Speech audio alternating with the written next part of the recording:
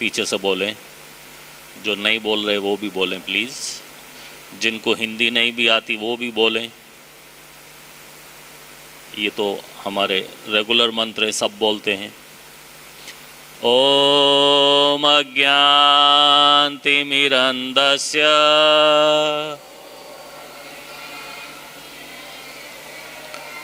अभी भी जो नहीं बोल रहे वो भी बोलें। ज्ञानाञ्जनशलाकया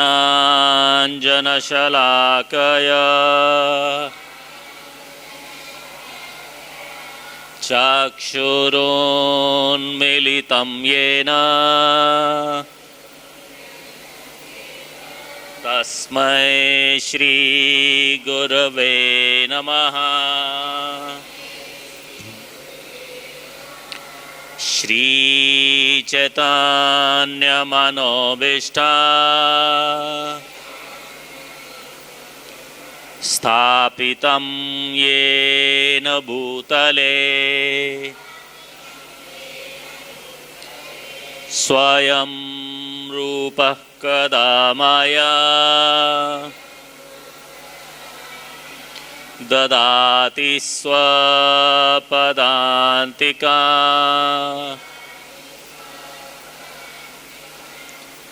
हे कृष्ण करुणा सिंधो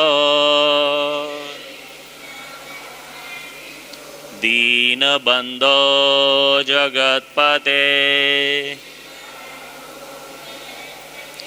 गोपेश गोपिका कांत राधाकांत नमोस्तुते। तप्त कांचन गौरांगी राधे वृंदावनेश्वरी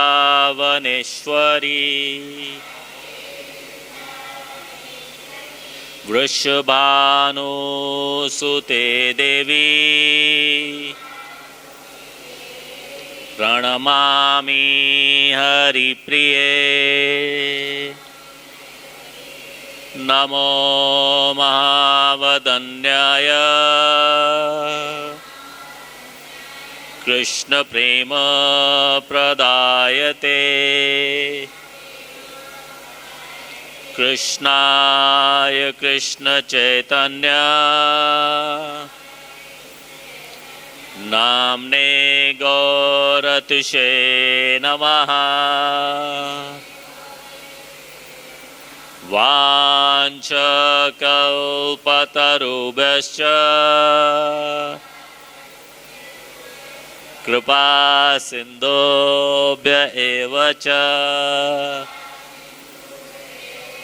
पतितानां पावनेभ्यो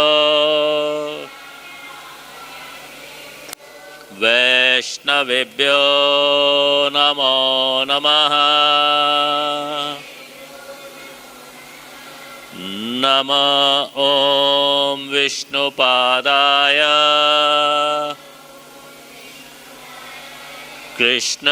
कृष्णपृष्ठाय भूतले श्रीमते भक्तिवेदांत स्वामिन् इति नामिने। नमस्ते सरस्वते देवे गौरवाणी प्रचारिणे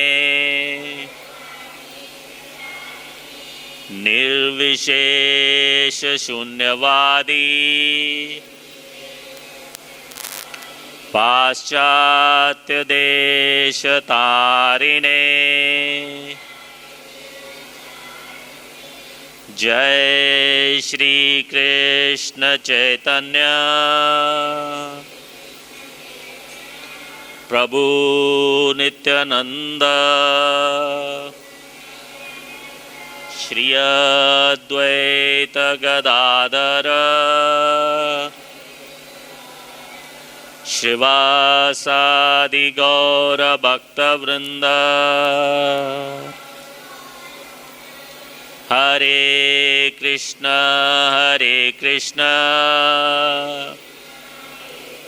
कृष्ण कृष्ण हरे हरे हरे राम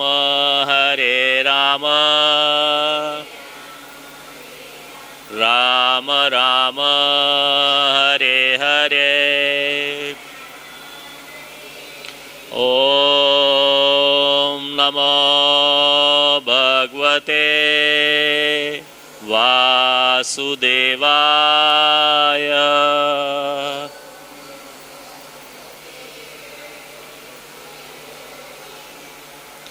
ओम नमो भगवते वासुदेवाय।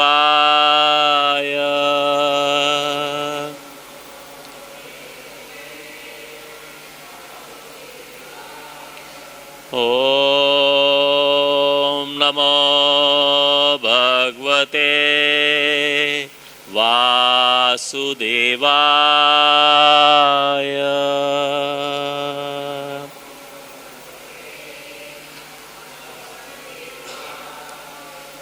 नारायणं नमस्कृत्य नरं चैव नरोत्तमं देवीं सरस्वतीं व्यास ततो जयमुदीरये।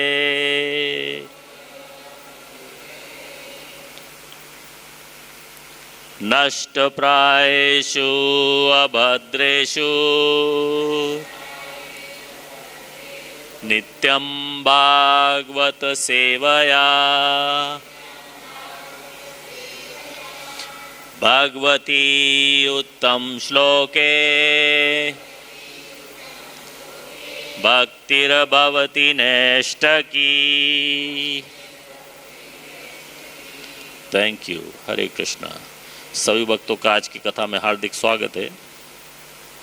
थोड़ा सा हम पॉइंट आउट करना चाहते हैं कि जब हम ये मंत्र पढ़ रहे हैं और हमारे सामने लिखे भी हुए हैं, तो जब हम कहते हैं कि बोलो दीन बंधो जगत पते, तो भक्त लोग पीछे से बोलते हैं दीन बंधु जगत पते।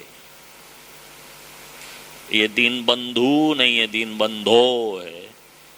नाम तो दीन बंधु ही है भगवान का, लेकिन इस इन्वोकेशन में हम उनको पुकार रहे हैं।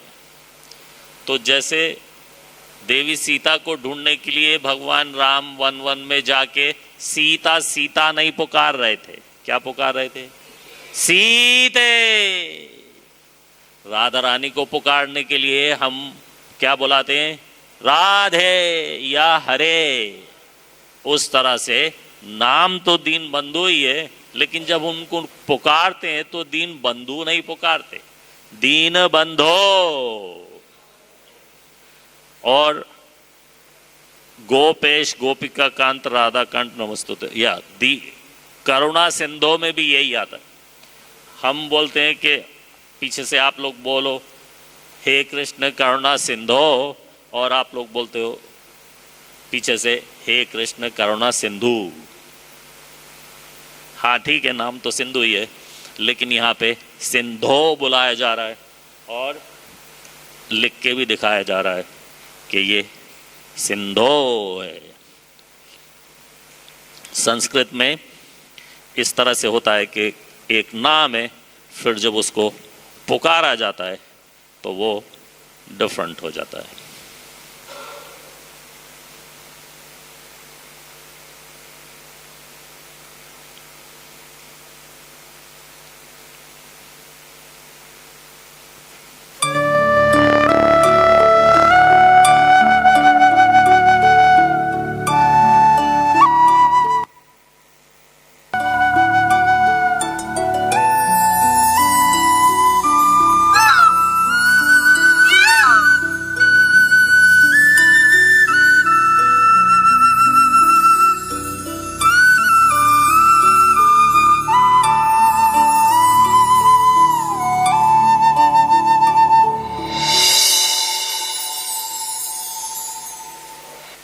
ये 15 सेकंड की झलकी आपको वृंदावन में लाने के लिए दिखाई गई है।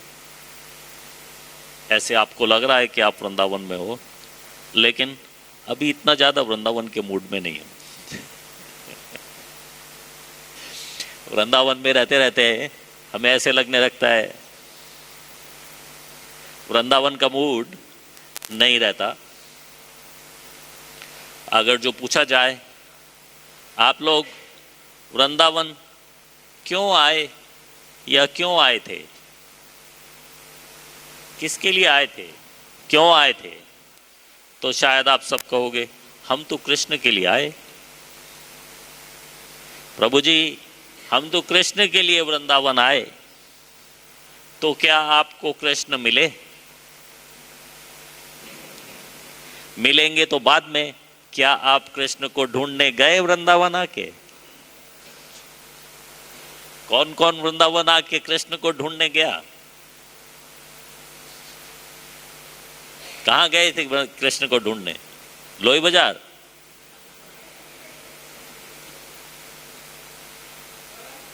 हाँ, टोरंटो? कहां? परिक्रमा, गोवर्धन की परिक्रमा, वृंदावन की परिक्रमा। तो वृंदावन की परिक्रमा गए थे कृष्ण को ढूंढने के लिए, तो कृष्ण को ढूंढा कि खाली परिक्रमा में ध्यान था? जब परिक्रमा में जाते हैं तो ज़्यादातर हमारा ध्यान परिक्रमा में ही हो जाता है कि इतना चलना है, या चलने की तो आजकल लोग कम करते हैं, स्कूटर वाली ज़्यादा करते हैं, तो स्कूटर में इतना जाना है, ये वो बाकी सब डिटेल्स में ध्यान रहता है। इस बात से ध्यान हट जाता है कि हम कृष्ण को ढूंढने जा रहे हैं, हम यहाँ कृष्ण के लिए आए। अब आप वृंदावन आओगे और कृष्ण अपना मुरली लेके वो मुरलीधर गोपाल बन के आपके सामने आके खड़े हो जाएंगे? होने वाला ऐसा? वृंदावन आके ऐसा नहीं है कि भगवान आपके सामने स्वयं आके प्रकट हो जाएंगे साक्षात और हाँ हाँ ठीक है, वेलकम टू वृंदावन, आओ बैठो, आपको हर्बल चाय पिलाएंगे। ऐसा तो नहीं है। वृंदावन आने के बाद भी हमें कृष्ण को ढूंढना है। तो एक बार फिर से आपको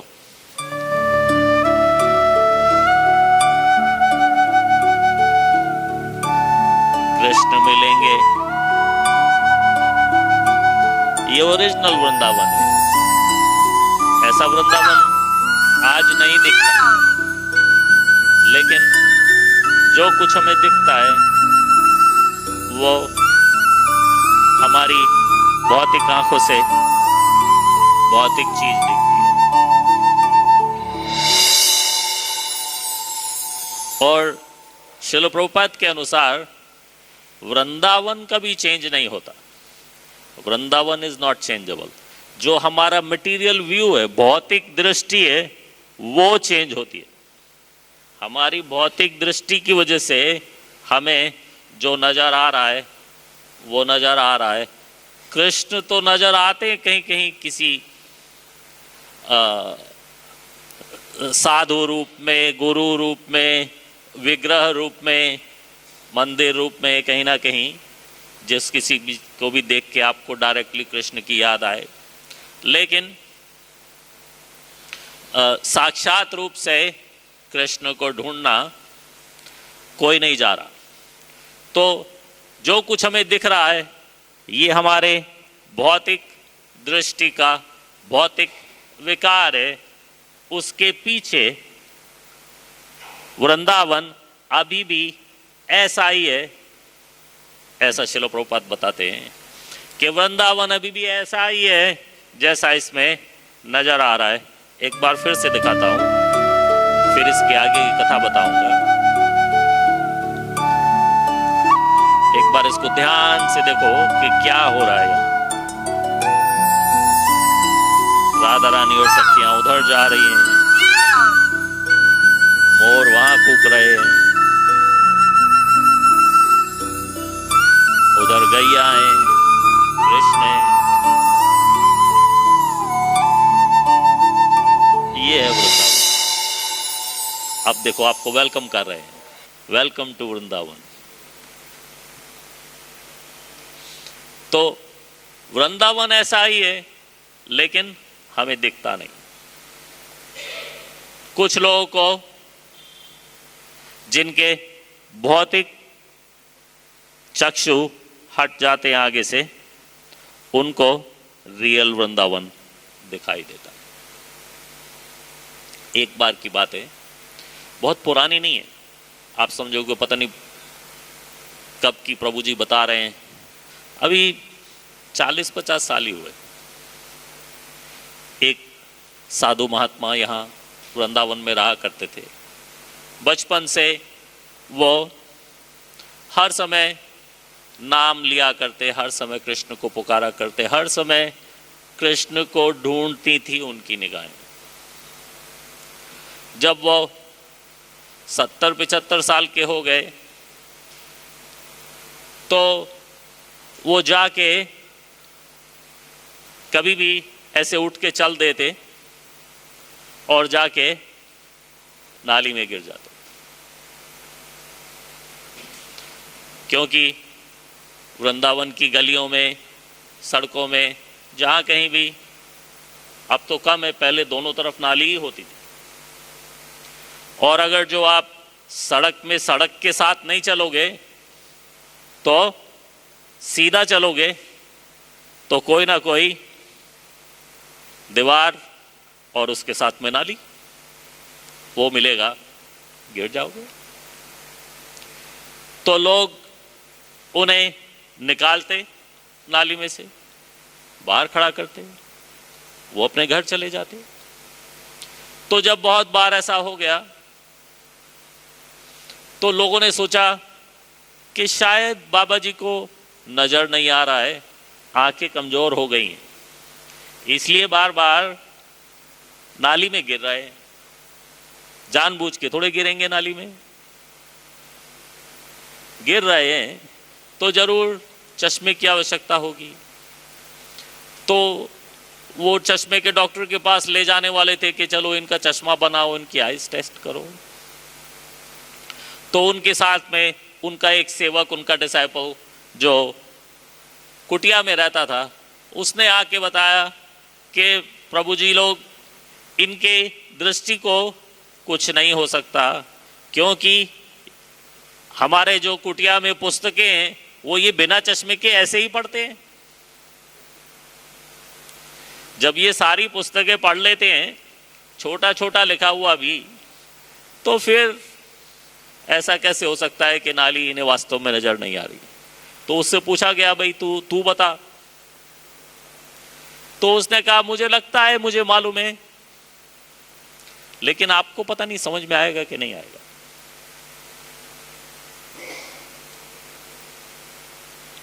एक बार मैं फिर से आपको ये दिखाता हूं, फिर बाकी की कथा बताता हूं।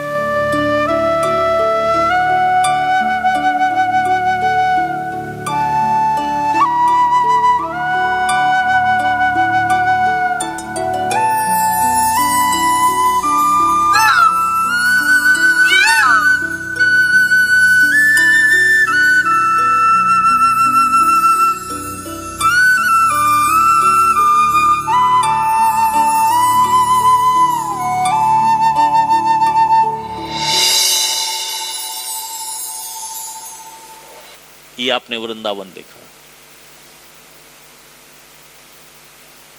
वो डिसाइपल ने बताया कि मुझे ऐसा लगता है कि मेरे गुरुजी को असली वृंदावन के दर्शन हो रहे हैं, असली वृंदावन के दर्शन हो रहे हैं। तो कभी इनको कहीं से गोपियां जाती हुई नजर आती हैं, जैसे आपने देखा राधा रानी और सखियां जा रही थी, फूल तोड़ते और सब कुछ करते। कृष्ण जा रहे हैं सखाओं के साथ, गैयाओं के साथ या राधा रानी के साथ, कैसे भी। तो वो रियल वृंदावन के जब इनको दर्शन हो जाते हैं तो उसमें जो कोई भी सखा है, सखियां है, कृष्ण है, राधा रानी है, ये उनके पीछे पीछे चल देते हैं।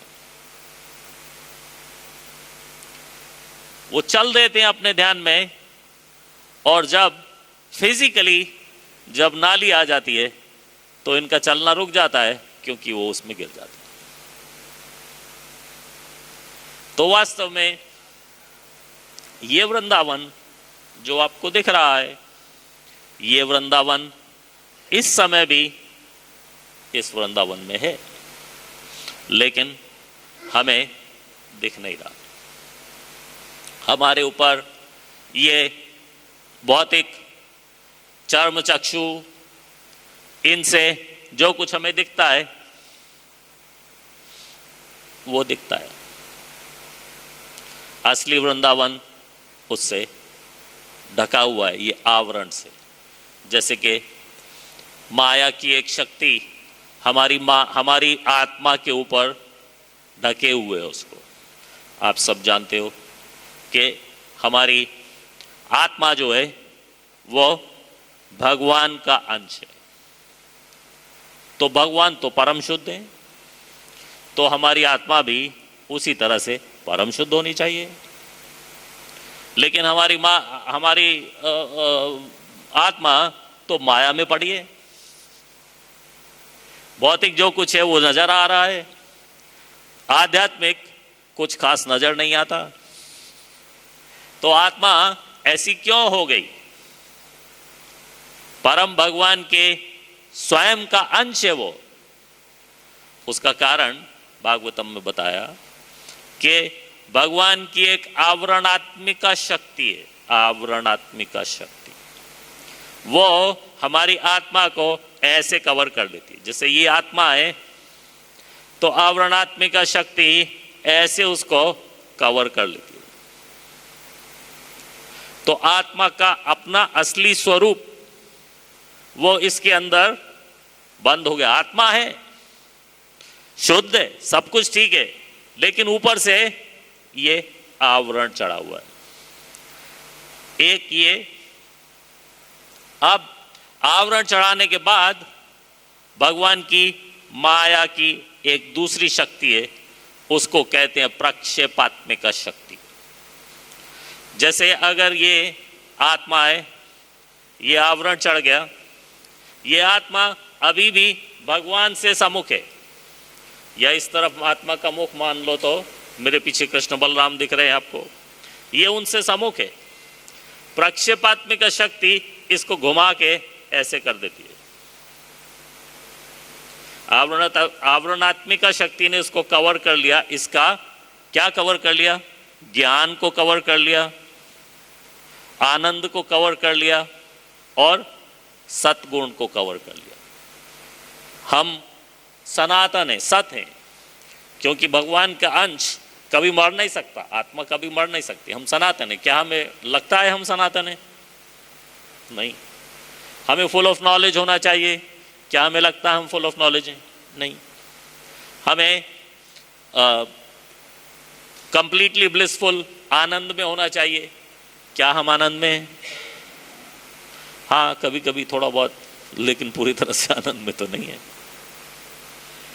तो आवरणात्मिका शक्ति ने उसको कवर किया हुआ है सब चीज को, फिर प्रक्षेपात्मिका शक्ति उसको घुमा देती है और उसको ये सोचने पे मजबूर कर देती है आत्मा को कि तू आत्मा नहीं, तू तो शरीर है। इसलिए तो हम अपने आप को शरीर मानते हैं। कोई हमें कितना ही समझाए, सुबह से शाम तक समझाए, नहीं नहीं तू शरीर नहीं आत्मा है शाम को फिर हम समझते हैं नहीं मैं तो शरीर ही हूं। तो वो प्रक्षेपात्मिका शक्ति है। इन शक्तियों को के लिए भगवान ने बताया भगवद गीता में कि दैवे शक्ति, दैवे शक्ति मम माया दुरत्यया। जो मेरी देवी शक्ति है, जो जीवों को कंट्रोल करती है, वो दुरत्यया है। मतलब कि उसका पार पाना बहुत दुष्कर है। भगवान कह रहे हैं बहुत दुष्कर है। हमारे लिए कितना कठिन होगा अगर जो भगवान उसको कह रहे हैं कि बहुत कठिन है। माया का दैवे है से गुणमयी मम माया दुरत्यया, मेरी माया का पार कर पाना बहुत कठिन है। लेकिन अगली लाइन में उसका उत्तर भी बताते हैं कैसे होगा। कौन बताएगा कैसे होगा? ममेव ये प्रपद्यन्ते माया मेताम तरन्ति थे, जो मेरा पूजा करेगा, जप करेगा, मतलब कि कृष्ण कॉन्शियस हो जाएगा पूरी तरह से, वो माया का पार पा जाएगा। अभी हम लोग पूरी तरह से तो माया में नहीं है,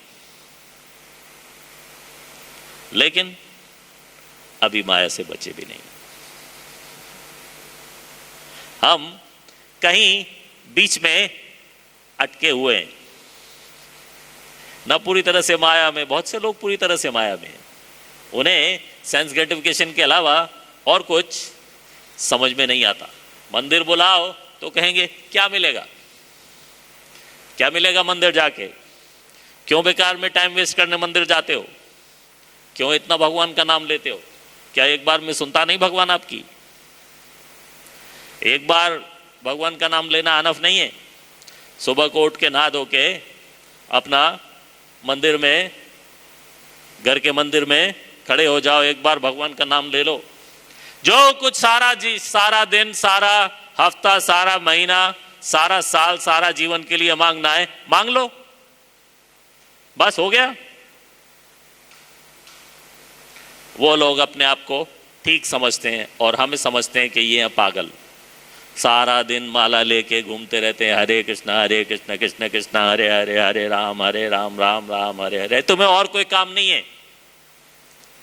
उन्हें कैसे कोई समझाए कि इससे ज्यादा अच्छा काम कौन सा?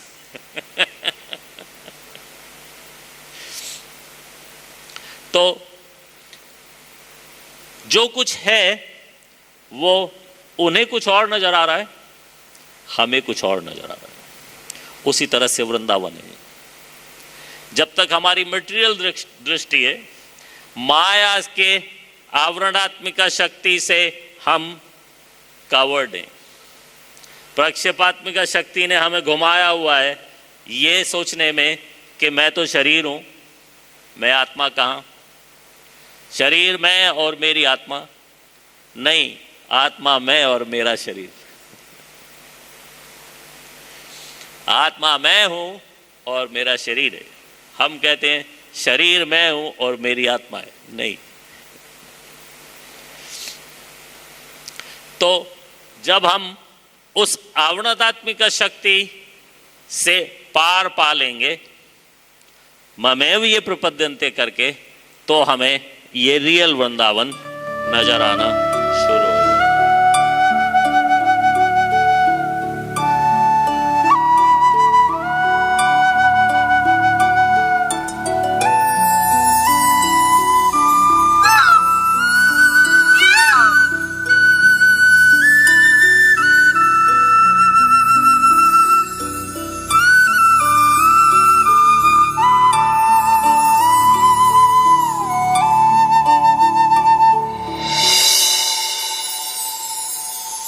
Welcome to Vrindavan.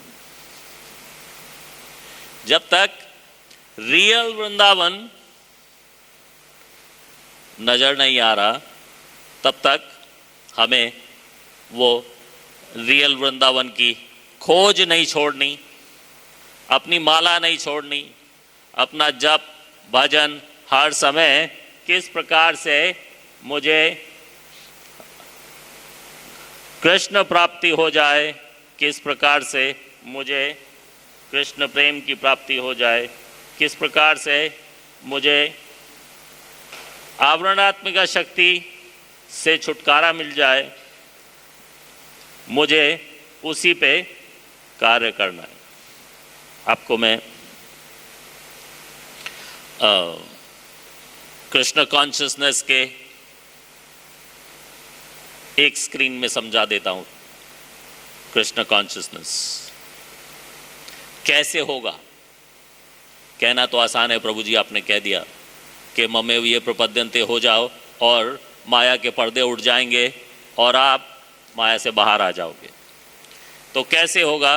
वो ये प्रोसेस है।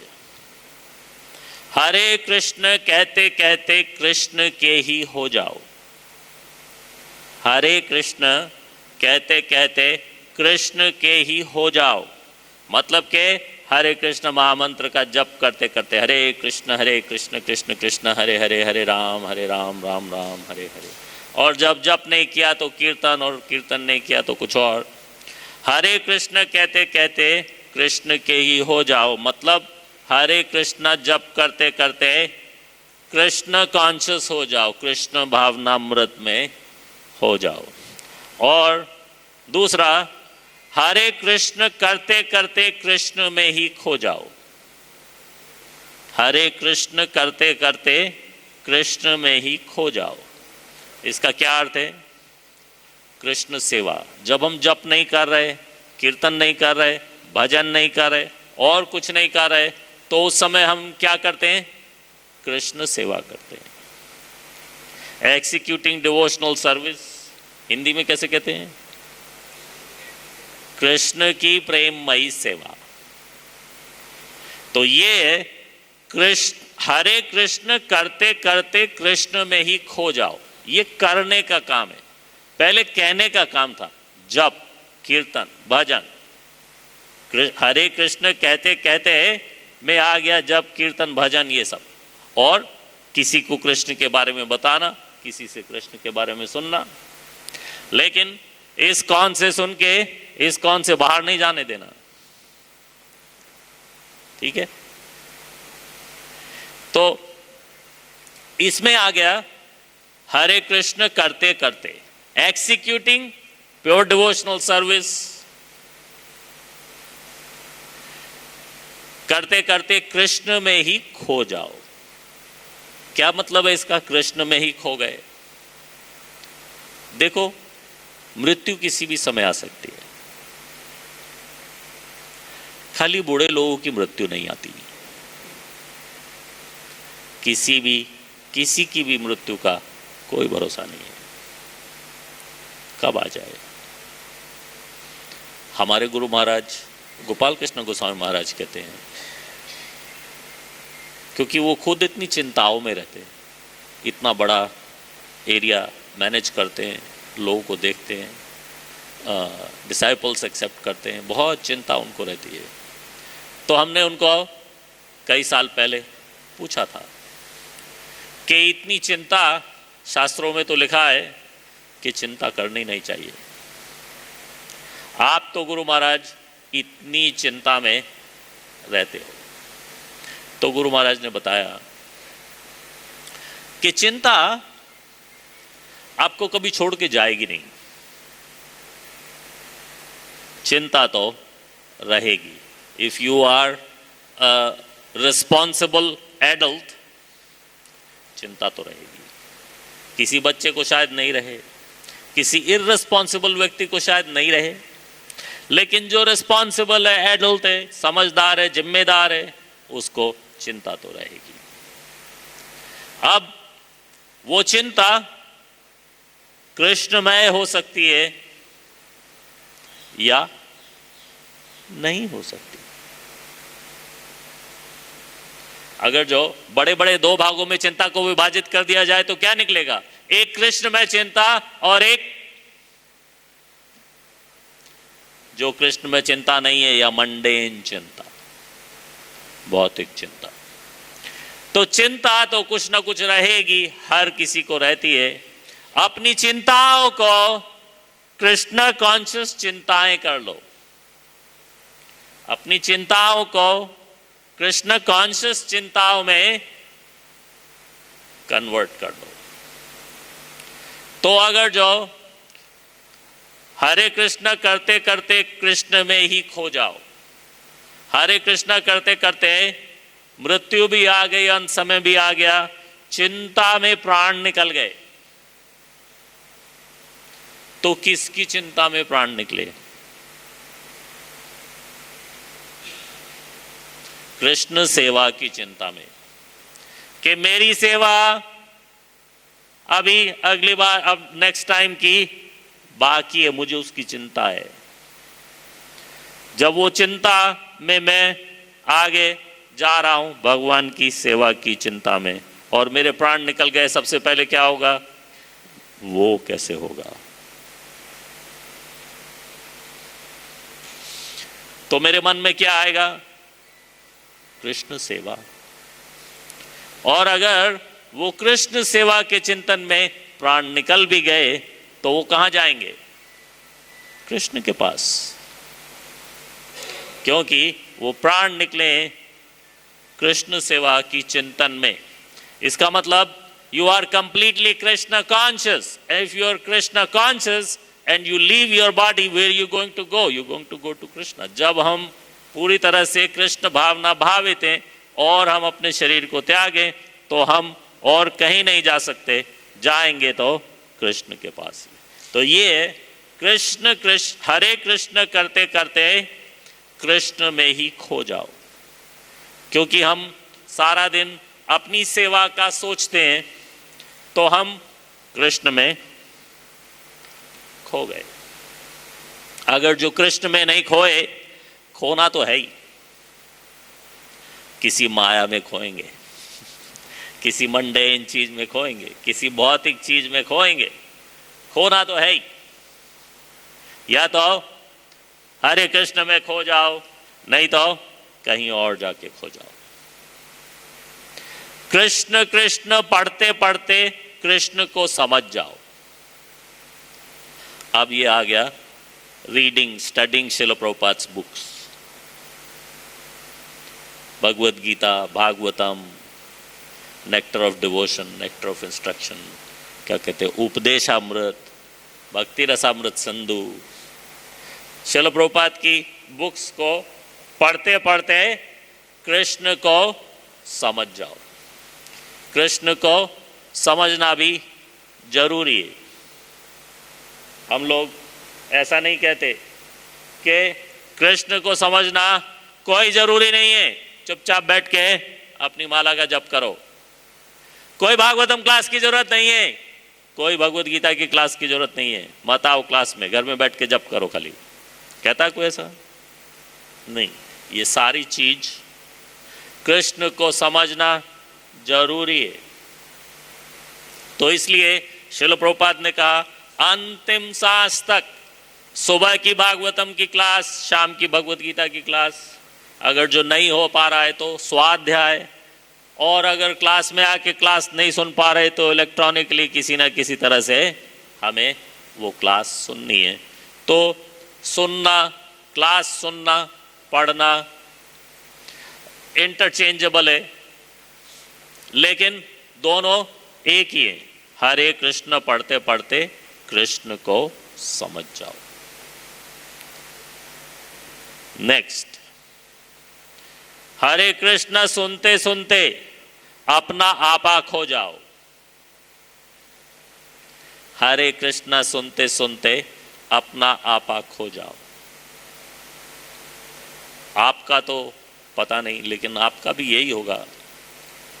जैसे मैं यहां रोज 2 घंटे क्लास दे रहा हूं, आप लोग चुपचाप सुन के जा रहे हो। अगर कोई मंडेन व्यक्ति यहां बैठा होता और मंडेन बातें कर रहा होता, भौतिक बातें, 5 मिनट में आप लोग उठ के चले जाते कि नहीं? क्योंकि भौतिक बातें कितनी देर कोई सुन सकता है? बहुत जल्दी दिल उब जाता, बस बहुत हो गया, बस बहुत सुन लिया, भौतिक बात में मन नहीं लगता। लेकिन कृष्ण कथा सुनते सुनते हमारा सारा जीवन बीत जाएगा। ना तो कृष्ण कथा पुरानी होगी, ना कृष्ण कथा गलत या झूठी सिद्ध हो जाएगी, ना कृष्ण कथा कभी बोरिंग होगी। इसलिए बताया गया कृष्ण कृष्ण सुनते सुनते अपना आपा खो जाओ। मतलब कि हमें टाइम का पता नहीं चलता जब हम कृष्ण कथा सुनते हैं, भक्तों से बात करते हैं, आप आपस में भी किसी से बात करने बैठ जाओ तो घंटा 2 घंटा कब निकल जाए पता नहीं चलता। किसी मायावादी से बात करके जरा देखो, 5 मिनट उसके साथ बैठ के देखो, कितनी जल्दी पता चलेगा कि अरे अभी 3 ही मिनट हुए, इसने तो ऑलरेडी मेरा सर खा लिया।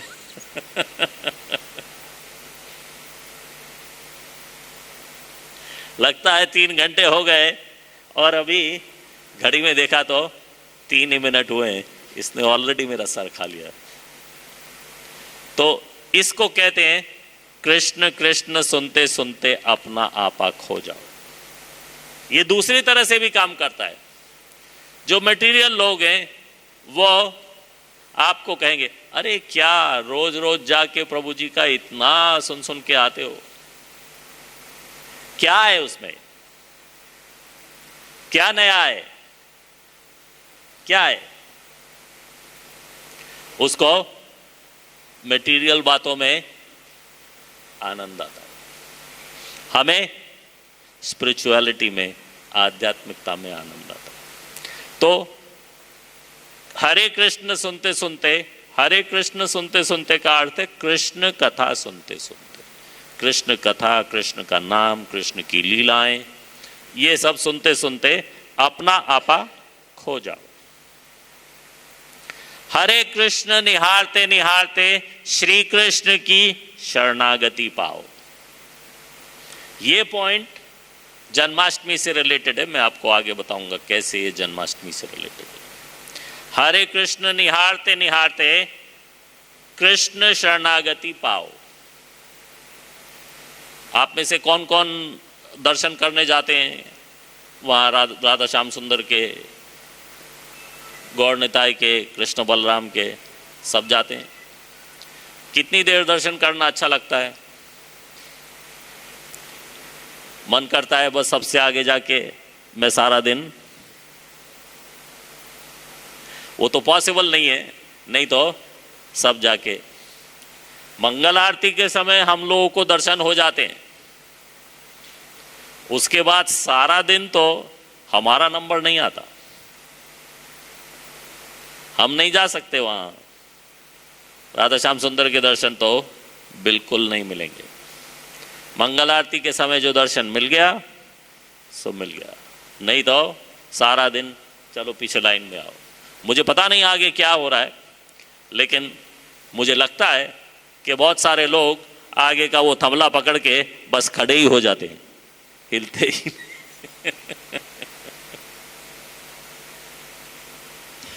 उसमें कुछ बुराई नहीं है, लेकिन वो हरे कृष्ण निहारते निहारते कृष्ण की शरणागति पाने की कोशिश कर रहे हैं।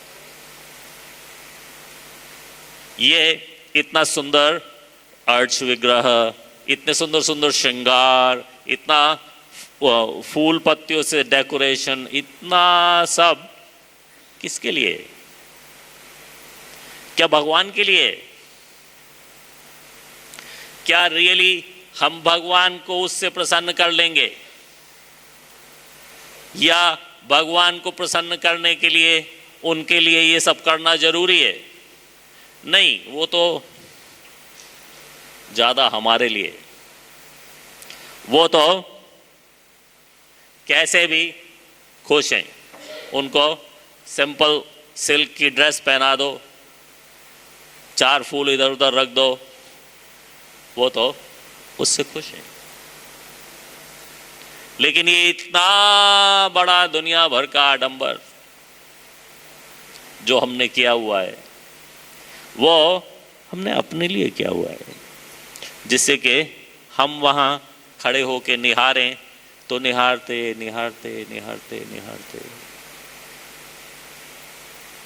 हम किसी तरह से कृष्ण की शरणागति पा जाएं। कृष्ण को निहारते निहारते, तो ये पॉइंट है डीटी दर्शन का, आर्च विग्रहों के दर्शन का पॉइंट है। नेक्स्ट, कृष्ण कृष्ण हरे कृष्ण प्रिय प्रिय कृष्ण प्रियतम हो जाओ। हरे कृष्ण प्रिय प्रिय कृष्ण प्रीतम हो जाओ। मतलब क्या? Try to love Krishna so you become a lover of Krishna. जितना ज़्यादा हम भगवान को प्रेम करने की कोशिश करेंगे, उतना हमारे हृदय में प्रेम भगवान के प्रति उत्पन्न होगा। भगवान तो हमें प्रेम करते ही हैं, ऐसा नहीं है कि भगवान की तरफ से कोई कमी है। भगवान तो हमें प्रेम करते हैं क्योंकि हम उनके ही अंश हैं। वो हमें अथाह प्रेम करते हैं, लेकिन कमी किस तरफ से? प्रेम की कमी हमारी तरफ से है। हम, कोई बुरा नहीं मानना, आप सब लोग, मैं मानता हूं कि कृष्ण से प्रेम करते हैं, लेकिन हम लोग कृष्ण से उतना प्रेम नहीं करते जितना वो हमसे करते। वो हमारे लिए ज़्यादा करते हैं, हम उनके लिए कम करते हैं। इस बात से ये प्रूव होता है कि वो हमें ज़्यादा प्रेम करते हैं और हम उनसे उस मुकाबले में कम प्रेम करते हैं। जरा कुछ हो जाए, हमारा ध्यान कृष्ण कॉन्शियसनेस से उठ के दूसरी तरफ चल पड़ता है। जरा सा कुछ हो जाए, हमारे मन में ये अविश्वास हो जाता है, कहीं भगवान है भी।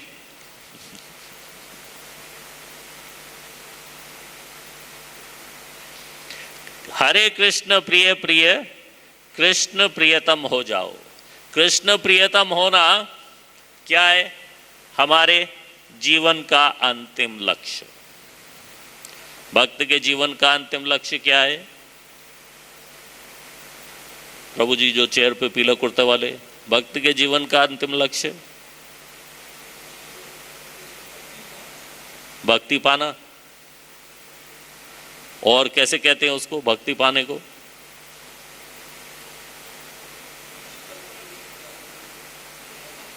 अपने जीवन का, भक्त के जीवन का अंतिम लक्ष्य क्या है? प्रभु जी दूसरे चेयर वाले,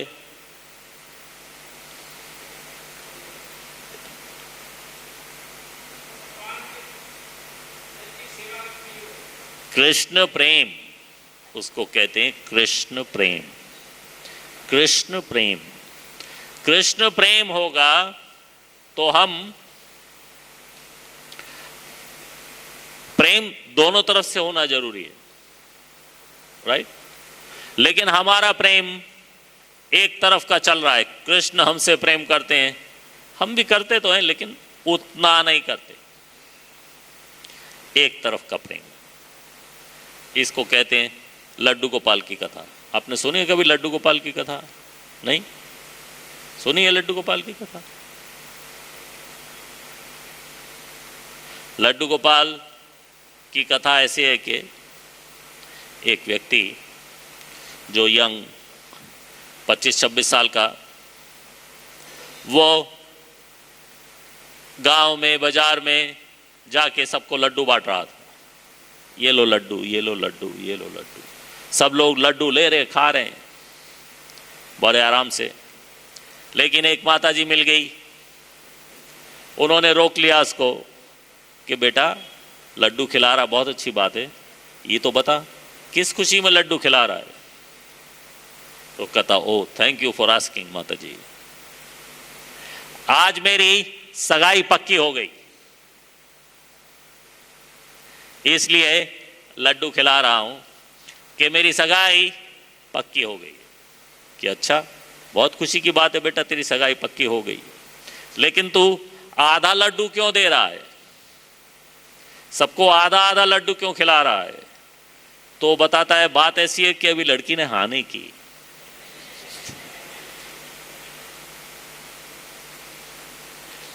मेरी सगाई पक्की है, क्यों? मैंने तो हाँ कर दी, मेरी तरफ से पक्की,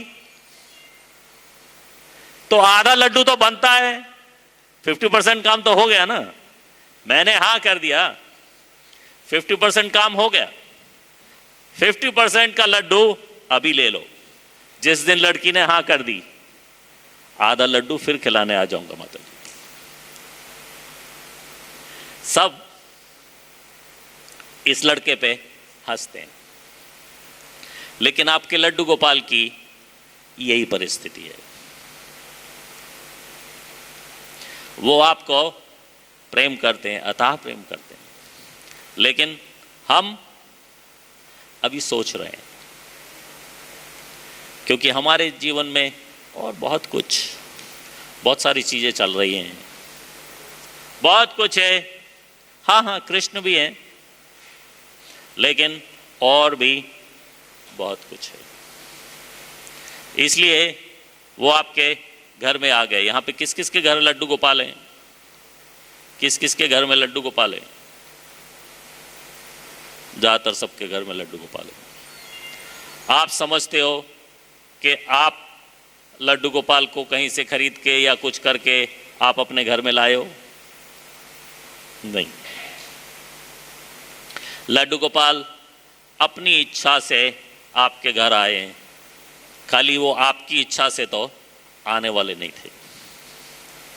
अब वो आए और उस लड़के की तरह अपना आधा लड्डू दिखा रहे हैं आपको कि मेरी तरफ से बात पक्की है,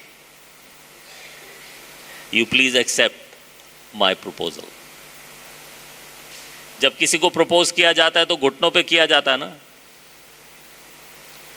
तो लड्डू गोपाल भी घुटनों पे ही है कि नहीं? आपके लड्डू गोपाल घुटनों पे है ना, तो प्रपोज कर रहे हैं कि ये ले मेरे प्रेम का आधा लड्डू, I love you.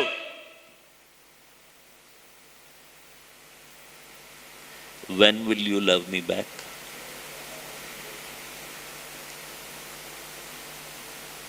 When will you love me back? When you love me back, ये पूरे लड्डू की कथा हो जाएगी। अभी ये आधे लड्डू की कथा। तो श्रील प्रभुपाद चाहते हैं कि आप सबकी पूरे लड्डू की कथा हो जाए। इसलिए उन्होंने इस्कॉन की स्थापना की है, जहां आपको ये सब कुछ मिलेगा। कृष्ण कृष्ण कहते कहते कृष्ण के हो जाओ। आपको घर में बैठ के अकेले जप नहीं करना, नींद आती है, ये होता है वो होता है, यहाँ पे आओ, भक्तों के साथ में जप करो। घर में अकेले मंगल आरती में परेशानी है, यहाँ आओ, मंदिर में करो। घर में हरे कृष्ण करते करते कृष्ण में ही खो जाओ। सारा दिन कृष्ण के लिए कुछ कुछ करते हुए भी ऐसा नहीं लगता कि हम कृष्ण के लिए कर रहे हैं, लगता है कि हम अपने लिए ही कर रहे हैं। तो मंदिर में आके कृष्ण की सेवा करो, तो और ज़्यादा ये लगेगा कि हम कृष्ण के लिए कर रहे हैं। कृष्ण कृष्ण कर हरे कृष्ण करते करते कृष्ण में ही खो जाने के लिए भगवान ने ये इस्कॉन की स्थापना की है, से सब लोग आके कृष्ण सेवा कर सकें। हरे कृष्ण पढ़ते पढ़ते कृष्ण को समझ जाओ, इसलिए उन्होंने Krishna book, Bhagavatam, nectar of devotion, nectar of instruction, Bhagavad Gita, सब कुछ लिख के दिया है। पढ़ो इसको और शुद्ध भक्ति के बारे में जानो। शुद्ध भक्ति के बारे में जान के शुद्ध भक्त बनो और कृष्ण प्रेम हृदय में प्रकट करो। हरे कृष्ण सुनते सुनते अपना आपा खो जाओ। ये जो कृष्ण कथा चल रही है, भागवतम, भगवत गीता, सारा दिन यहाँ क्लासेस सब कुछ चलता है। श्रील प्रभुपाद ने इसके लिए ये मंदिर बनाया। हर इस्कॉन मंदिर में क्लासेस रेगुलरली चलती हैं, जिससे कि भक्त लोग हरे कृष्ण सुनते सुनते अपना आपा खो जाए। अपना आपा मतलब अपना जो मटेरियल स्वरूप है, जो हमें ये सोचने पे मजबूर करता है भगवत गीता की क्लास में जाऊंगा तो क्या मिलेगा, उसको खो दो। वो हमारा मटेरियल स्वरूप है। हरे कृष्ण निहारते निहारते कृष्ण की शरणागति पाओ। तो श्रील प्रभुपाद ने अपने मंदिरों में इतने सुंदर सुंदर विग्रह, इतना सुंदर सुंदर उनका ड्रेसेस, डेकोरेशन, ये सब चीज की व्यवस्था की है, जिससे कि हरे कृष्ण निहारते निहारते हम लोग कृष्ण के शरणागत हो जाएं और हरे कृष्ण प्रिय प्रिय कृष्ण के प्रीतम हो जाओ। हरे कृष्ण प्रिय प्रिय मीनिंग ये सब करके हम कृष्ण के प्रति और अधिक प्रेम अपने मन में उत्पन्न कर सकते हैं। जितना ज़्यादा हमारे मन में कृष्ण के प्रति प्रेम उत्पन्न होगा, उतना ज़्यादा हमारी कथा जो है वो आधे लड्डू से पूरे लड्डू पे आ जाएगी कि हम कृष्ण प्रेम में उतना ही डूब गए जितना कृष्ण हमसे प्रेम करते हैं, उतना ही प्रेम किसी तरह से हमने भी कृष्ण से कर लिया। ये जो हरे कृष्ण निहारते निहारते कृष्ण शरणागति पाओ वाला पॉइंट है, इसको याद रख लो। ये आगे कथा में दोबारा से आने वाला है। अभी तक जो बताया उसके बारे में किसी का कुछ प्रश्न है?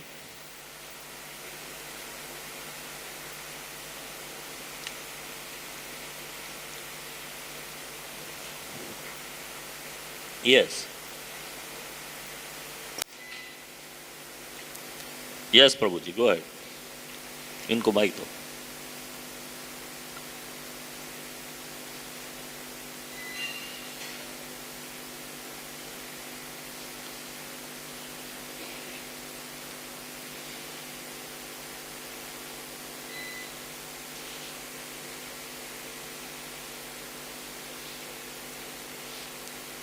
बोलो, ऐसे ही बोलो, आपकी आवाज आएगी तो।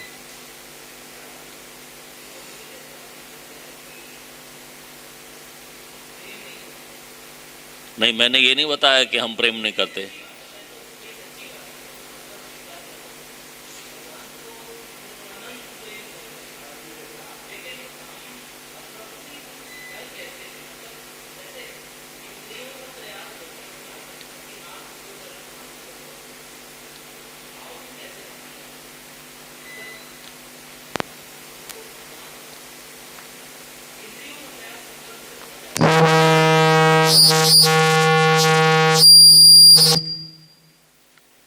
कृष्ण भावनामृत का अर्थ है कि मन कृष्ण में लग गया।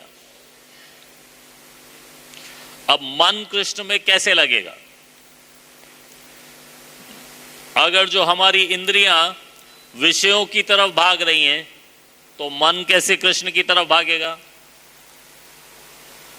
तो इसलिए ऐसा बताया गया, यहां भगवत गीता है, ऐसा बताया गया है कि अगर जो मन को हमें कृष्ण में लगाना है तो इंद्रियों को भी कृष्ण में लगाना चाहिए। जब इंद्रियां कृष्ण में लगेंगी तो मन के कृष्ण में लगने की गारंटी नहीं है कि इंद्रियां कृष्ण में लग गई तो मन भी कृष्ण में लग जाएगा, ऐसी कोई गारंटी नहीं है, लेकिन चांस हो जाएंगे। भगवत गीता में ये दिखाया गया, ये 5 घोड़े, ये हमारी 5 इंद्रियां, इसके इन घोड़ों को कंट्रोल करने के लिए एक लगाम है। वो लगाम बुद्धि के हाथ में, और तो वो है सारथी, बुद्धि सारथी है, मन ये लगाम है, इंद्रियां घोड़े हैं, और पीछे एक सवार बैठा है। सारथी के पीछे एक सवार बैठा है। वो कौन है? वो आत्मा है। तो अगर जो ये घोड़े भाग रहे हैं इंद्रिय तृप्ति की तरफ, मंडेन चीजों की तरफ, भौतिक चीजों की तरफ, तो मन इनको उतनी अच्छी तरह से कंट्रोल नहीं कर पाएगा। तो इसलिए अगर जो हम अपनी इंद्रियों को पहले किसी तरह से भगवत सेवा में लगाने की कोशिश करें, किसी का जप करने का मन नहीं भी करता, किसी का कृष्ण सेवा करने का मन नहीं भी करता, हम कहते हैं उसको फिर भी करके देख। जप करो, मेरा मन नहीं लगता जप करने में, कोई बात नहीं, कम से कम इंद्रियों को कृष्ण नाम में लगा दे। इंद्रियां कैसे? जब हम टच वाली इंद्री जो है वो माला को टच करने से वो कृष्ण को टच कर रही है, और जो हमारी जीवा है वो भगवान का नाम उच्चारण करने में लगी हुई है। जब जीवा भगवान का नाम उच्चारण करती है तो जीवा पे कृष्ण डांस करते हैं।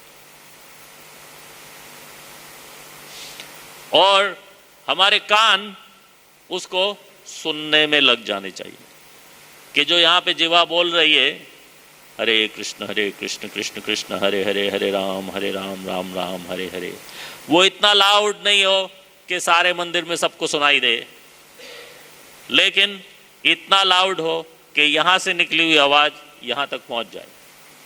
बस जितना बड़ा आपका मोबाइल फ़ोन है, यहाँ से यहाँ तक इतना होना चाहिए। तो इस तरह से एक एक करके इंद्री हम ऐसे सब जगह भगवान की पिक्चर्स, जहाँ कहीं भी जाओगे, अभी ये बलराम हॉल में से कुछ पिक्चर्स पता नहीं क्यों उतार दी गई, लेकिन सब जगह भगवान की पिक्चर्स, और तो जहाँ कहीं भी निगाह जाए भगवान दिखे। नहीं तो भगवान के दर्शन बंद है तो हम तुलसी महारानी को बीच में रख के जप करते हैं। तुलसी महारानी ने श्रील प्रभुपाद के पिक्चर रख के, श्रील प्रभुपाद के दर्शन तो, पिक्चर के दर्शन तो बंद नहीं होंगे, विग्रहों के दर्शन बंद हो सकते हैं, तो हम उनको देख के जप करते हैं। इस प्रकार से सभी इंद्रियों को अगर हम भगवान की सेवा में लगाते हैं तो मन को सेवा में लगाना, कृष्ण में लगाना सुलभ हो जाता है। कोई गारंटी नहीं है, लेकिन फिर भी अगर जो इंद्रियों के भोग के विषय में लगी हुई हैं, मंडेन चीज़ों में लगी हुई हैं, माया में पड़ी हुई हैं, तब तो मन बिल्कुल ही कृष्ण में नहीं लगेगा। तो इसलिए ये कोशिश रहती है कि अपनी इंद्रियों को भगवान में लगाएं तो मन भी लगे, और अगर मन लग गया उसको कहते हैं कृष्ण भावना। कृष्ण भावना ये नहीं है कि मैंने अपने शरीर को कृष्ण सेवा में लगाया हुआ है, मैंने अपने तन को कृष्ण सेवा में लगा दिया, मैंने अपने धन को कृष्ण सेवा में लगा दिया। जब तक मन नहीं लगे तब तक सब बेकार। लेकिन अगर जो मैंने अपना धन और अपना तन लगा दिया तो फिर मन का लगना इतना कठिन नहीं होता, क्योंकि मन भी कहाँ जाएगा, उसके कहीं जाने के रास्ते बंद हो जाएंगे। मेरा धन भी वहाँ लगा है, मेरा तन भी वहाँ लगा है, तो फिर मन भी कहाँ जाएगा। हम यहाँ आते हैं तो रूम से यहाँ तक, यहाँ से रूम तक, सुबह को मंगल आरती में आ गए, गुरु पूजा में आ गए, कहीं भी जाने को मन नहीं करता, कहीं भी जाने का कोई इच्छा नहीं होती। बहुत सारी जगह है जाने की, कहीं जाने की कोई इच्छा नहीं। कुछ की होती भी है, लेकिन धीरे धीरे वो स्टेज आती है कि जहाँ पे ताने वहाँ पे माने, जहाँ पे माने वहाँ पे ताने। कुछ जरूरी नहीं है, लेकिन फिर भी तीन चीजें, धन भी लगा दिया, तन भी लगा दिया, तो फिर मन की फिर भी गारंटी नहीं, लेकिन सहज हो जाएगा कि मन भी फिर उस तरफ को जाए। ठीक है, समझ में आ गया? यही प्रश्न था।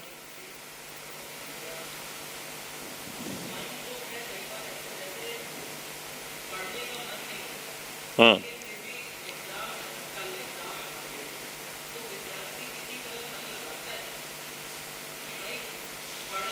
अर्जेंसी।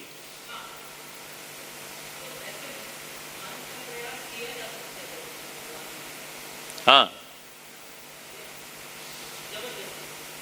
हाँ हाँ, उसके बारे में कथाएं हैं बहुत सारी हैं, अभी मैं नहीं बताऊंगा, लेकिन ऐसी कथाएं हैं कि जब जीव को मृत्यु सामने साक्षात खड़ी हुई नजर आ जाती है तो खूब जप में मन लगने लगता है। कोरोना में लोगों ने खूब मन लगा के जप किया क्योंकि सबको मृत्यु सामने खड़ी नजर आ रही थी। कोई बचा नहीं, कोई किसी का पता नहीं कि नेक्स्ट नंबर किसका लगने वाला है। जिसका लगा उसे भी सामने मृत्यु नजर आ रही, जिसका अभी नहीं लगा उसे भी सामने मृत्यु नजर आ रही है। तो खूब लोगों का जप में मन लगा। जो जप में मन लगा के चले गए बहुत अच्छा, उनका जीवन व्यर्थ नहीं हुआ, और जो जप में मन लगा के रह गए भगवान उनकी भी भली करे आगे कि उनका भी लगा रहे। नहीं तो मन का इधर उधर भागना बहुत आसान है, कहां का कहां जाएगा। Any other question?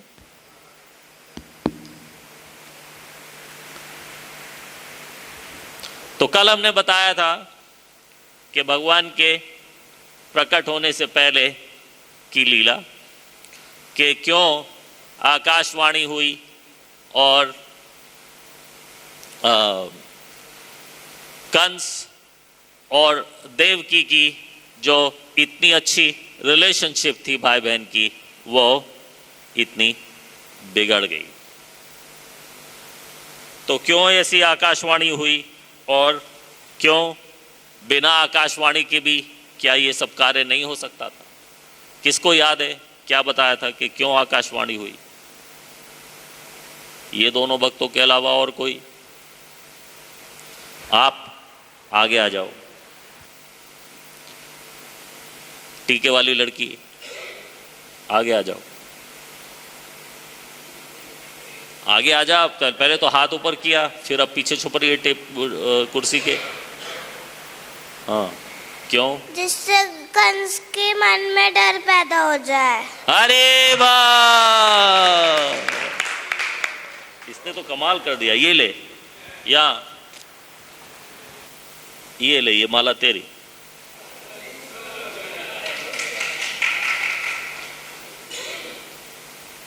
इससे बड़ी तो माला है।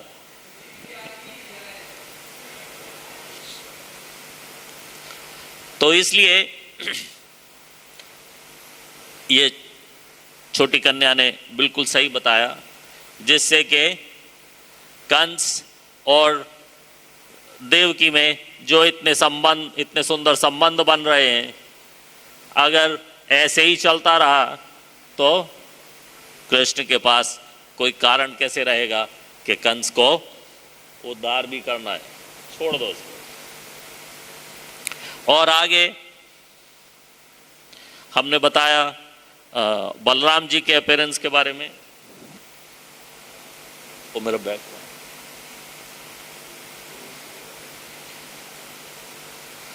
आउटसाइड वाले पॉकेट में वो होगा फोल्डर।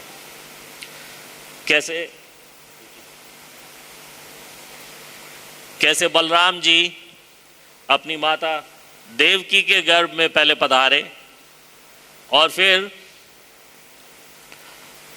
भगवान ने योग माया से कह के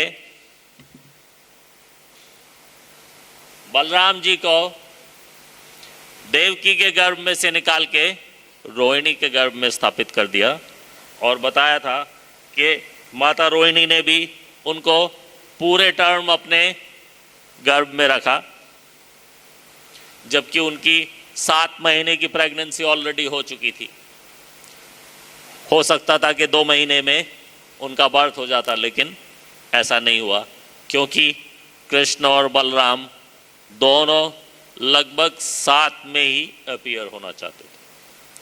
तो विद इन 8 डेज, 8 दिन के अंदर अंदर दोनों का आविर्भाव होता है। तो माता रोहिणी ने उनको पूरी टर्म अपने गर्भ में रखा।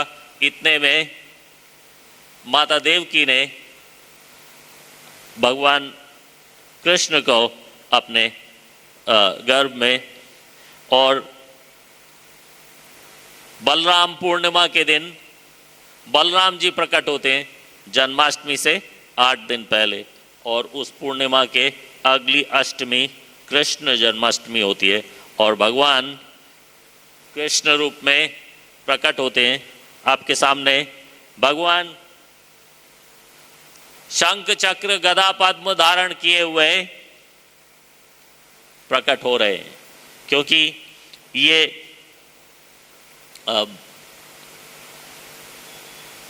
प्रश्निगर्भा और सुतापा हैं, जो वासुदेव और देवकी हैं, पिछले जन्म के प्रश्निगर्भा और सुतापा हैं। उन्होंने कृष्ण को बाल रूप में या पुत्र रूप में प्राप्त करने की इच्छा नहीं की थी, विष्णु को अपने पुत्र के रूप में प्राप्त करने की इच्छा की थी। तो भगवान विष्णु रूप में उनके सामने प्रकट हो गए।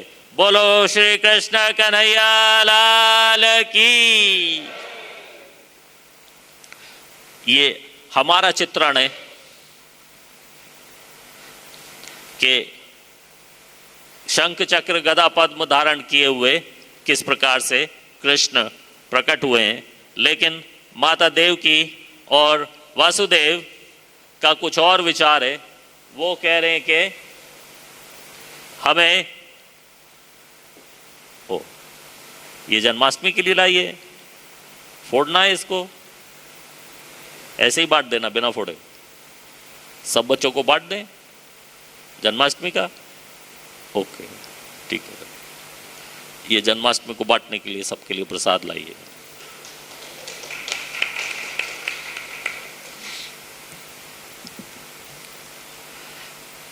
तो वासुदेव और देवकी जो पिछले जन्म के सुतापा और प्रश्निगर्भा हैं, वो ये चाहते हैं कि हाँ ठीक है, हमने विष्णु की कामना तो की थी, लेकिन हमें आप बाल स्वरूप में चाहिए। तो जैसे ही भगवान से उन्होंने बाल स्वरूप में प्रकट होने की कामना की, फौरन भगवान बाल स्वरूप में प्रकट हो गए। आप देख सकते हैं सामने कि वो वाली स्लाइड में दिखाया जा रहा है, जो मैं लीला आपको बता रहा हूं, आपको वो चित्र में दिखेगी कि वासुदेव कह रहे हैं कि मेरी पत्नी और मैं आपको इस रूप में नहीं, बाल रूप में चाहते थे। और एकदम से भगवान के लिए तो कुछ भी नहीं लगता, एकदम से भगवान बाल रूप में प्रकट हो गए। तो अब देखो देवकी को वो बाल रूप में उनका स्वागत कर रही हैं। देखा, दिख रहा है? देवकी उस बाल रूप में है एक पिक्चर, लेकिन इसमें पूरा वीडियो चल रहा है। पहले भगवान प्रकट हुए, फिर सुतापा कह रहे हैं या वासुदेव कह रहे हैं कि हमें तो इच्छा थी कि आप बाल रूप में हमें प्राप्त हो। भगवान बाल रूप में आ गए। अब देवकी की निगाहें देखो कहां हैं। वो विष्णु रूप को देख ही नहीं रही हैं, उनकी निगाह साफ दिख रही है कि उनकी निगाह पूरी तरह से वो बाल कृष्ण पे केंद्रित है। हमारे जो ये पिक्चर्स हैं, स्लाइड्स, पेंटिंग्स, ये श्रील प्रभुपाद के स्वयं डायरेक्ट किए हुए हैं कि इस तरह से इस पेंटिंग को पेंट करना है। और बहुत सारे पेंटिंग आप देखोगे, मैं भी दिखाऊंगा आपको, इतना ज़्यादा एक्सप्रेशन नहीं मिलेगा जितना एक्सप्रेशन इसमें पूरी कथा नजर आ रही है।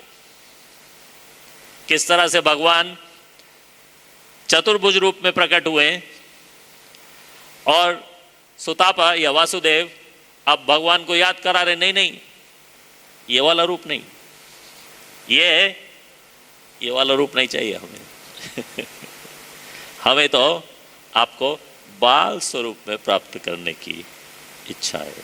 एकदम से वो बाल स्वरूप में आ गए और माता देवकी की निगाह बिल्कुल टिकी हुई है वो बाल स्वरूप पे, बिल्कुल ध्यान से देख रही हैं कि हाँ अब ये बाल स्वरूप में प्रकट हो गए। और भी लोगों की पेंटिंग से, लेकिन ये जो श्रील प्रभुपाद की बनवाई हुई है ये ज्यादा लाइवली है। अब देखो ये नेक्स्ट पेंटिंग है। प्रकट होने के बाद भगवान कह रहे हैं देवकी और वासुदेव से कि मुझे मालूम है कि तुम मुझे बाल स्वरूप में चाहते हो, लेकिन फिर भी मैं पूरा विष्णु स्वरूप में प्रकट इसलिए हुआ हूं जिससे कि जो तुम्हारे अंदर डर है, कंस का भय जो आपके अंदर है वो निकल जाए। मेरे विष्णु रूप के दर्शन करने के बाद भी किसी को भय रहता है? एक बाल रूप में दर्शन करके हो सकता है फिर भय हो जाए और भी ज्यादा बढ़ जाए कि अब इस बच्चे को भी, पहले हमारे अपने जान के लाले थे, अब इस बच्चे को भी बचाना है। तो इसलिए अब भगवान बाल रूप में एक्चुअली सुतापा और प्रश्निगर्भा को ये समझा रहे हैं। आप देखो ध्यान से, वो जैसे वो बाल स्वरूप में बैठ के प्रवचन कर रहे हैं कि नहीं? दिख रहा है कैसे प्रवचन कर रहे हैं, बता रहे हैं। ये इसकी आर्ट है। श्रील प्रभुपाद का मास्टरमाइंड है ये। श्रील प्रभुपाद ने इनको ऐसे पेंट कराया। भागवतम में विष्णु भगवान जो कृष्ण विष्णु रूप में प्रकट हुए हैं वो बता रहे हैं कि कारण क्या है। हमें पता है, हमें क्या आपके मन की इच्छा नहीं पता? हमें पता है आप हमें बाल स्वरूप में चाहते हो, लेकिन हमने आपको विष्णु स्वरूप में दर्शन इसलिए दिए हैं जिससे कि आपको अभय कर दें। और भी 2-3 कारण बताए, मैं सब में नहीं जाऊंगा, लेकिन मेन ये है कि दोनों को अभय कर दिया। अब इनको कोई चिंता नहीं है। विष्णु जी आ गए स्वयं, शंख चक्र गदा पद्म धारण करे हुए, वो हमें अभय दान दे रहे हैं, तो अब कोई कारण ही नहीं रह गया भय का। जब भगवान स्वयं आके कह रहे हैं मैं आ गया, देखो मैं खड़ा हूं, अभय हो जाओ, अब क्या कारण रह गया? होगा आपको भय होगा कभी किसी को जब भगवान सामने आके खड़े हो जाएं, मतलब कि पूरे स्वरूप में, किसी बालक के स्वरूप में, किसी छिन्न रूप में आ जाएं, कहें तो हो सकता पता नहीं भाई कौन है ये कैसे हमें अभय कर रहा है। लेकिन जब वो अपने पूर्ण विष्णु रूप में शंख चक्र गदा पद्म धारण किए हुए खड़े होके आपको अभय दान दे रहे हैं, तो फिर भय की तो कोई बात रह नहीं गई। इसके बाद अब बाल कृष्ण के रूप में भगवान वासुदेव को आदेश दे रहे हैं। क्या आदेश दे रहे हैं? कि मुझे एक टोकरी में बैठाओ, अपने सर पे रखो और अभी गोकुल लेके जाओ। वासुदेव के बेड़ियां बंधी हुई हैं, वो अपने आप को गोकुल नहीं ले जा सकते और भगवान के मुझे भी लेके जाओ। वो जेल में बंद है, वो अपने आप को भी ले जा नहीं सकते, लेकिन भगवान कह रहे ना केवल आपको अपने आप को ले जाना है, एक टोकरे पे मुझे भी सर में रख के लेके जाना है। तो श्रील प्रभुपाद कहते हैं कि जब जीव को भगवान की आज्ञा हो, भगवत आज्ञा हो जाए और वो उसमें कदम बढ़ाए, तो भगवान 100 कदम और बढ़ाते। जैसे ही वासुदेव ने कृष्ण की आज्ञा को शिरोधार किया, वैसे ही उनके बेड़ियां टूट गई, निकल गई। उस तरह से जैसे कि हम बेड़ियों में बंधे हुए हैं। दिख नहीं रही बेड़ियां। कौन सी बेड़ियां हैं? माया की बेड़ियां, भौतिक बेड़ियां, समाज, जीवन, ये सब बेड़ियों में हम जकड़े हुए हैं। जैसे ही हमने भगवान के आदेश को अपना लिया और उनको सरेंडर कर दिया, उनको सर पे बैठा के ले जाने के लिए तैयार हो गए, सारी बेड़ियां खुल गई। सारे पहरेदार, ये पहरेदार कौन है? माया के स्वरूप हैं। ये एक तरफ हो गए क्योंकि अब कृष्ण आ गए, जिसको कहते हैं कृष्ण सूर्य सम, माया अंधकार।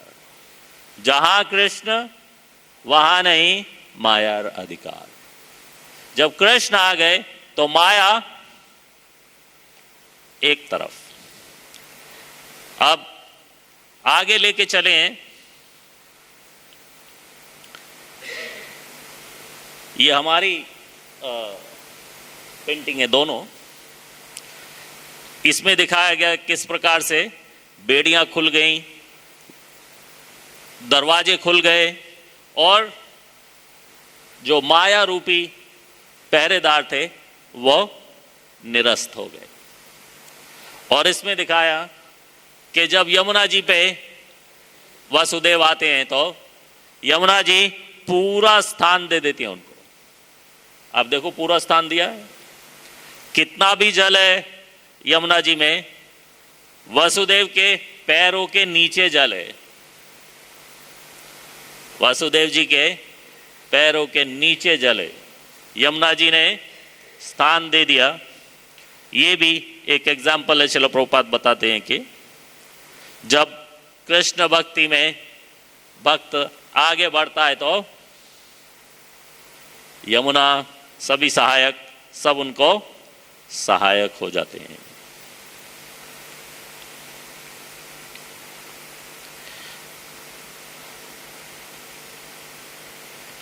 अब ये भगवान, ये हमारी स्लाइड है, हमारी पेंटिंग है इस्कॉन की, बीबीटी की, कि भगवान योग माया को आज्ञा दे रहे हैं कि तुम जाओ और अभी वसुदेव तुम्हें लेने आएंगे, तुम्हें वसुदेव के साथ में मथुरा जाना है और वहां जाके कंस को सबक सिखाना है। उसको जाके सावधान कर दो कि मैं गोकुल में अपीयर हो चुका हूं। डरे हुए को और ज्यादा डरा रहे हैं। अब ये योग माया ने भगवान की इंस्ट्रक्शन को एग्जीक्यूट कर दिया और कंस को बता दिया कि मुझे मारने से कुछ प्राप्त नहीं होगा, तेरा काल ऑलरेडी जन्म ले चुका है।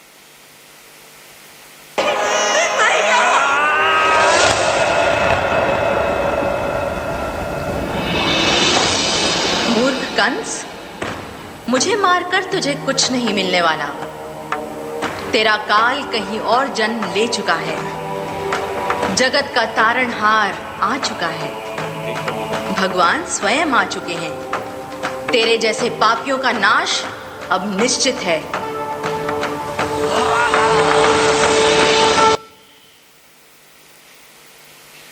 कंस को योग माया ने सबक सिखा दिया और डरे हुए को और ज्यादा डरा दिया और गोकुल में खूब आनंद हो रहा है कृष्ण कन्हैया लाल का जन्म का। तो अब आपसे थोड़ा सा गीत गवा लेते हैं, आप गाओगे? आनंद उमंग भयो जय हो नंदलाल की,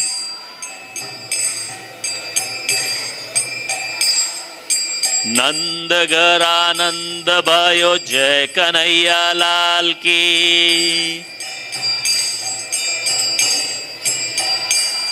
हे ब्रज में आनंद भयो जय यशोदा लाल की।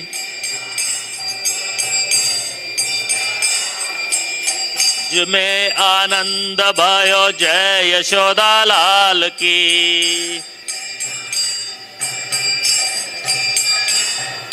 नंद घर आनंद भयो जय कन्हैया लाल की।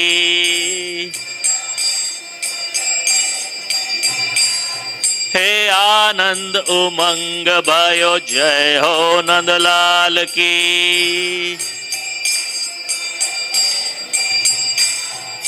गोकुल में आनंद भयो जय कन्हैया लाल की।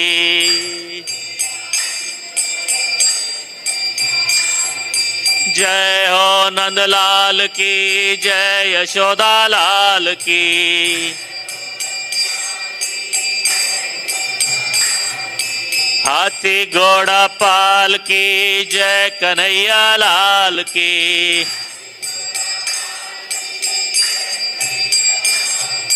हाथी घोड़ा पाल की जय कन्हैया लाल की। हो जय हो नंदलाल की जय यशोदा लाल की। हाथी घोड़ा पाल की जय कन्हैया लाल की। हे आनंद उमंग भयो जय हो नंदलाल की। नंद घर आनंद भयो जय कन्हैया लाल की। कोटि ब्रह्मांड के अधिपति लाल की।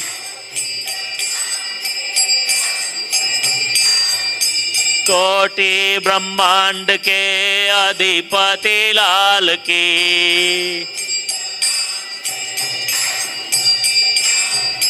हाथी घोड़ा पाल की जय कन्हैया लाल की।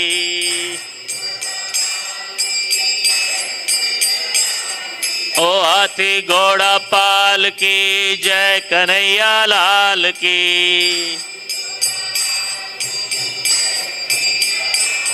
हे गौए चराने आए जय हो पशुपाल की। हे आनंद उमंग भयो जय हो नंदलाल की। गोकुल घर आनंद भयो जय कन्हैया लाल की।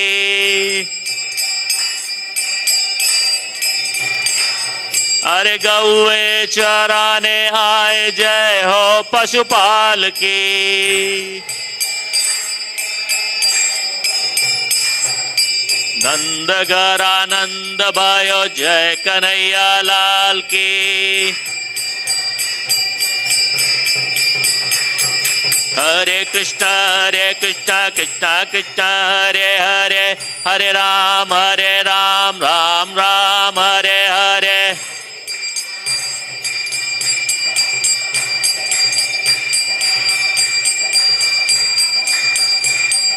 हरे कृष्ण कृष्ण कृष्ण हरे हरे, हरे राम राम राम हरे हरे।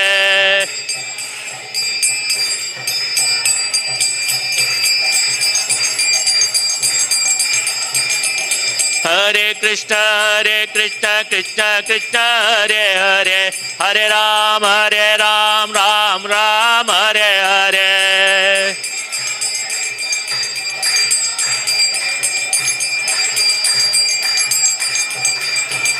हरि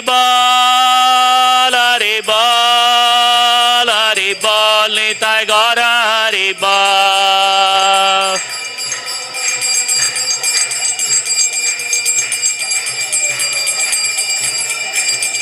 निताय गौर हरि बोल निताय गौर हरि बोल।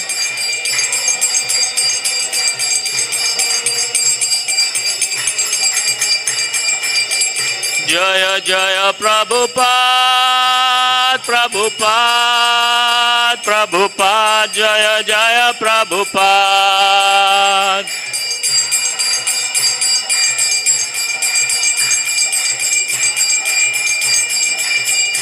जय ओम विष्णुपाद परमहंस प्रयोजकाचार्य अष्टोत्तर Shri Srimad his divine grace AC Bhaktivedanta स्वामी की जय।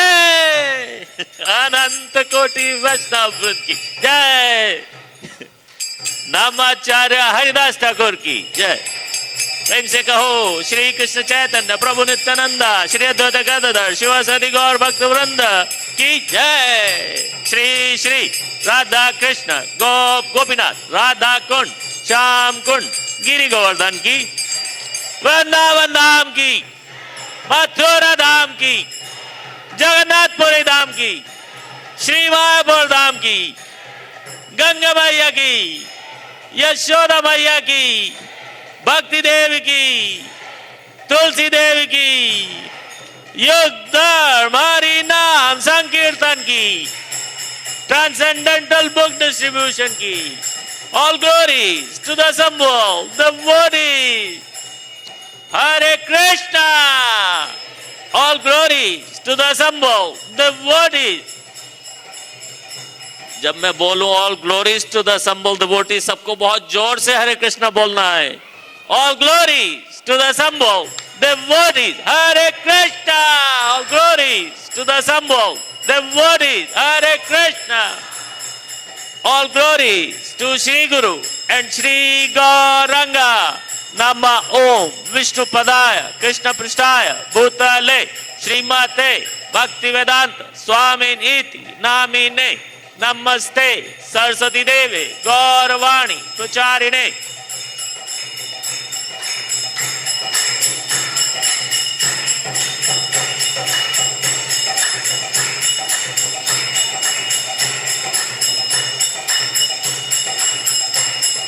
Hare Krishna, Krishna Krishna, Hare Hare, Hare Ram, Ram Ram, Hare Hare.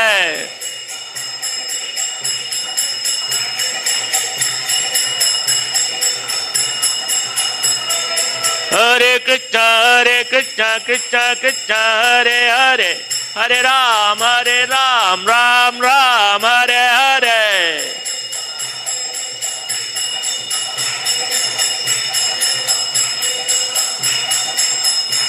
हरे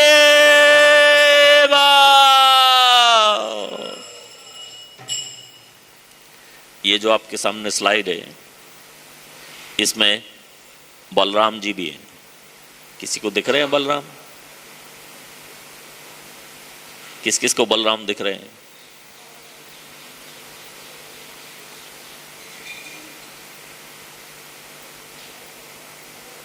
बलराम सबसे आगे बढ़ के कृष्ण को देखना चाहते हैं।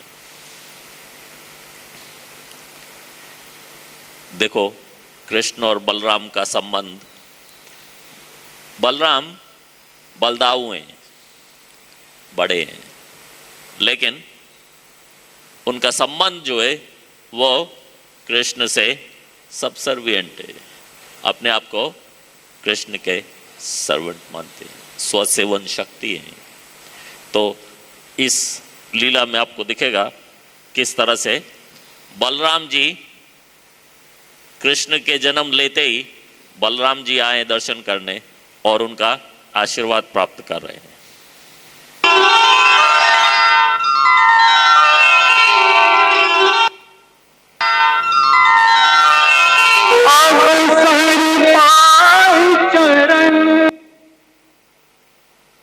प्रभु को कियो प्रणाम, हाथ उठा बोले प्रभु कैसे साष्टांग प्रणाम रहो बलराम। उधर से वो कह रहे सुखी रहो बलराम अपने बड़े भाई को।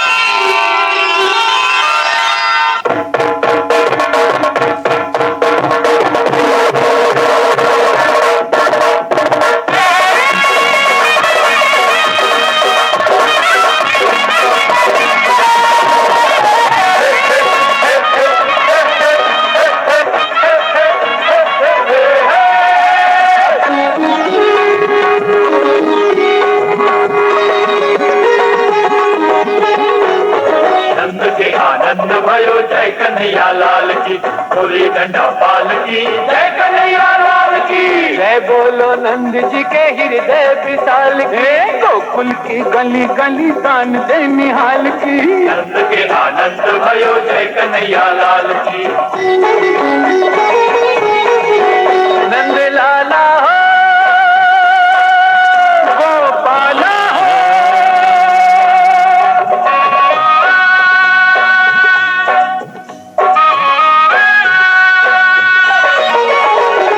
नंद के आनंद भयो जय कन्हैया लाल की, डोली डंडा पाल की, जय कन्हैया लाल की।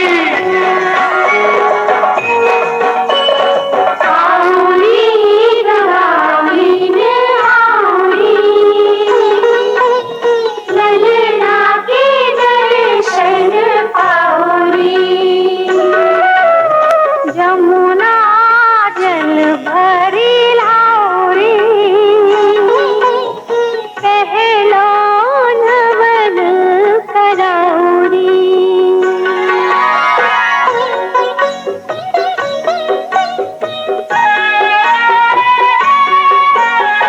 आरी पीतांबर पहरा, कमल नयन में गजरा लगाओ। अंगद सोने वाला तुलसी की माला, सुंदर लाल सलोना माथे उदिछोना। सोन सलैया मसारी, जीवा पे ओम लिखौरी। आओरी बुवालीन आओरी, ललना के दर्शन पाओरी। हरि बोल, कृष्ण कन्हैया लाल की। अब ये शो काफ़ी आगे तक के आगे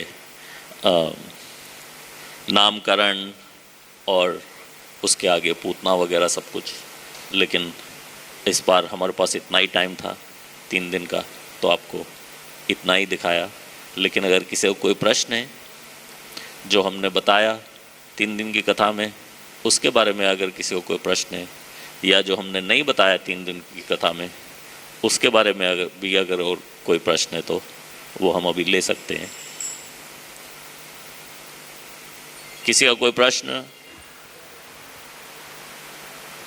ये प्रभु जी का है जी, पूछिए। प्रभु जी, कल जैसे कि आपने बताया था कि बलराम जी 8 दिन बड़े हैं, और फिर कृष्ण से 15 दिन बाद फिर 15 दिन बाद राधा अष्टमी आती, मतलब राधा रानी 15 दिन छोटी हैं। यस जी जी। तो प्रभु जी, आज एक्चुअली में यही एक चर्चा हुई थी, मतलब एक बात निकली। तो एक भजनानंदी थे, तो वो बोले कि, मतलब ये धृष्टता कर रहा हूँ, मैं नहीं बोल रहा हूँ, ये उन्होंने बोला था जी, कि 11 महीने राधा रानी बड़ी हैं, मतलब वो कृष्ण जो हैं वो 11 महीने 15 दिन के बाद अवतरित हुए। जी जी जी। क्यों, कैसे, कौन से ग्रंथ में लिखा है? अब वो बोले, पता नहीं मुझे, हाँ मुझे कुछ नहीं मालूम, मुझे मैं बता देता हूँ कौन से ग्रंथ में लिखा है। गोपाल चंपू में जीव गोस्वामी ने वो इन्फॉर्मेशन दी है जो मैंने आपको दी है। मैंने जो आपको इन्फॉर्मेशन दी है, जानकारी दी है, वो मेरी नहीं है, ना ना ना जी, वो जी, जीव गोस्वामी की गोपाल चंपू में दी हुई जानकारी है। जी, तो मैं अपने शास्त्र का आपको बता रहा हूँ कि इस शास्त्र में ऐसे यहाँ लिखा है। जीव गोस्वामी हमारी अथॉरिटी है, उन्होंने हमें ये बताया। जी, जी, अब वो 11 महीने बड़ी वाली जो बता रहे हैं, वो कौन से ग्रंथ में कहाँ लिखा है, वो उनसे पूछ लो। जी जी। अब उन्हीं को बताऊंगा मैं कि ये जीव गोस्वामी जी का कौन सा ग्रंथ है? गोपाल चंपू। गोपाल चंपू। गोपाल चंपू, ओके। जीव गोपाल चंपू जीव गोस्वामी ने ऐसा बताया है। जो सब इन्फॉर्मेशन हमने आपको दी है वो हमने अपने मन से नहीं दी, वो हमें ग्रंथ से प्राप्त हुई है। क्या है, भागवतम वगैरह सब ज़्यादातर सभी ग्रंथों में डेट और मंथ दिया जाता है, ईयर दिया नहीं जाता। ईयर तो कौन सा चल रहा है कौन जानता है। तो लोग ये भी कहते हैं कि माता तो एक है, देवकी, बलराम की भी और कृष्ण की भी एक ही है ना। तो दोनों में 1 साल का अंतर होना चाहिए। एक माता 8 दिन के डिफरेंस में सेम ईयर में कैसे 2 बर्थ दे रही है? तो उसका कारण हमने आपको बता दिया कि माता रोहिणी ने उनको पूरी टर्म अपने गर्भ में रखा। तो इधर माता रोहिणी के गर्भ में बलराम बड़े हो रहे हैं और इधर माता देवकी के गर्भ में कृष्ण साथ साथ में बड़े हो रहे हैं। अब आप देखो, दोनों का नामकरण एक साथ हो रहा है। श्रीमद् भागवतम जो सबसे ज्यादा ऑथराइज्ड है, उसमें सुखदेव गोस्वामी ने बताया कि कृष्ण और बलराम दोनों साथ साथ गुटरियों चलने की कोशिश कर रहे हैं, गुटरियों चलना सीख रहे हैं। आप समझते हो गुटरियों क्या होता है? या तो 2 बच्चे जो 1 साल की छोट बढ़ाई है, तो एक साथ में कैसे गुटरियों चलेंगे? जो 2 बच्चे एक साथ में गुटरियों चलने की कोशिश कर रहे हैं, तो इसका मतलब वो बराबर है। बराबर के ही तो बच्चे गुटरियों चलते हैं। गुटरियों कितने महीने चलेगा कोई? 2, 3, 4 महीने में तो बस खड़े हो जाते हैं। तो अगर जो बलराम 1 साल बड़े हैं, जो सब बताते हैं कि कम से कम 1 साल बड़े हैं, तो बलराम और कृष्ण साथ में कैसे गुटरियों चलने की बात कर रहे हैं? फिर भागवतम में सुखदेव गोस्वामी ने ये बताया। मैं ये बता रहा हूं कि ईयर मेंशन नहीं किया, लेकिन लीलाएं मेंशन की हैं जिनके ऊपर जीव गोस्वामी बेस कर रहे हैं कि दोनों के दूध के दांत साथ साथ आ रहे हैं। पहले अगर जो 1 साल की छोट बढ़ाई है, तो दोनों के एक साथ में दूध के दांत, पहले दूध के दांत एक साथ में कैसे आएंगे? वो तो लगभग बराबर हैं। इसलिए आप देखो ये स्लाइड,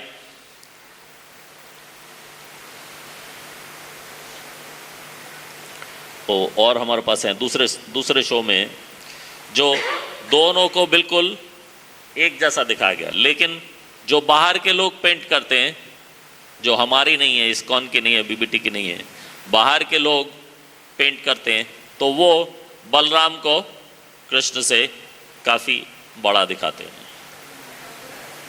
क्योंकि वो समझते हैं कि 1 साल की छोट बढ़ाई है।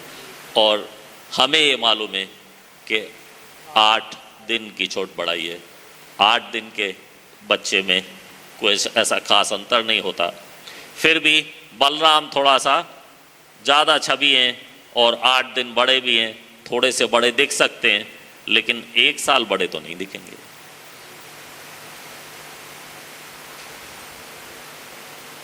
तो हम जो कुछ बता रहे हैं अपने ग्रंथ के अनुसार बता रहे हैं, और कहाँ किसने कैसे बताया, लेकिन हमने ये तो सालों साल से चलता आ रहा है। हर साल जन्माष्टमी पे यही किस्सा होता है, और बहुत सारे भक्तों ने हमारी तरफ से ये बात करनी ही बंद कर दी, लेकिन हम अभी भी करते हैं।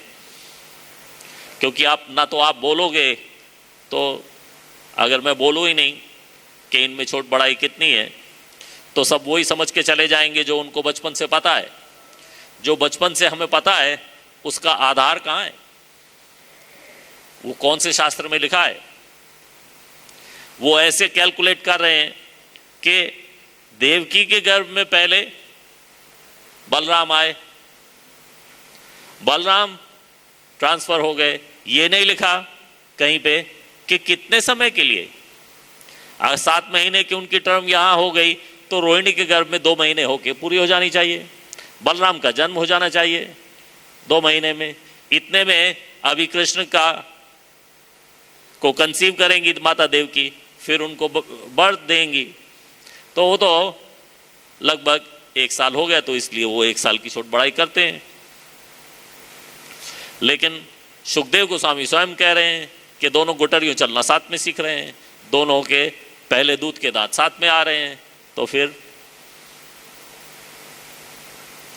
तो इसलिए ये है कि माता रोहिणी ने उनको अपने गर्भ में पूरा टर्म रखा, तो दोनों लगभग साथ साथ में, ये 3 पर्सनालिटी हैं, इनको कह सकते हो राम लक्ष्मण सीता,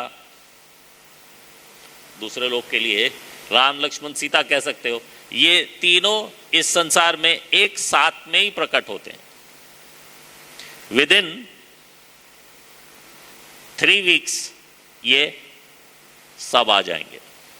31 तारीख को बलराम और 23 को राधा रानी, उसके बीच में कृष्ण। ये तीनों एक साथ में आते हैं और लीला समाप्त करके एक साथ में चले जाते हैं, इटर्नल एसोसिएट्स। ठीक है,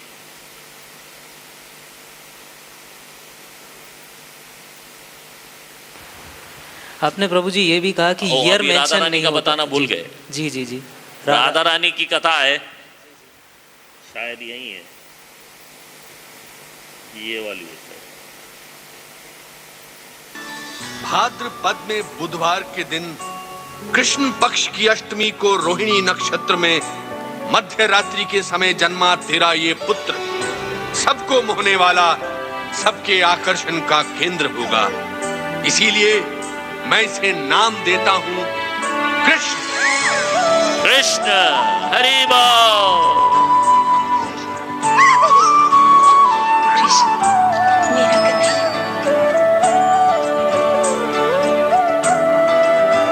वो एक्चुअली नेक्स्ट क्लिप है राधा रानी के जन्म की। राधा रानी का जब जन्म हुआ तो उन्होंने कई दिन तक आंख नहीं खोली, रोई नहीं, आवाज नहीं की, कुछ नहीं किया। She behaved like a dead child. उन्होंने ऐसा शो किया कि वो कुछ नहीं है। तो जब उनके जन्म का उत्सव हुआ तो कृष्ण आए। कृष्ण जैसे ही उनके पालने में उनकी तरफ देखा तो एकदम से राधा रानी उठ गई, आंख खोल दी और खूब चिल्ला के रोई कि अब कृष्ण आ गए, टाइम टू वेक अप। जब तक कृष्ण मेरे सामने नहीं है मुझे किसी के लिए आंख नहीं खोलनी। तो कृष्ण का जन्म पहले हुआ, उसके बाद राधा रानी का हुआ ना। अगर राधा रानी का जन्म पहले और कृष्ण का बाद में, तो फिर कैसे होगी ये लीला?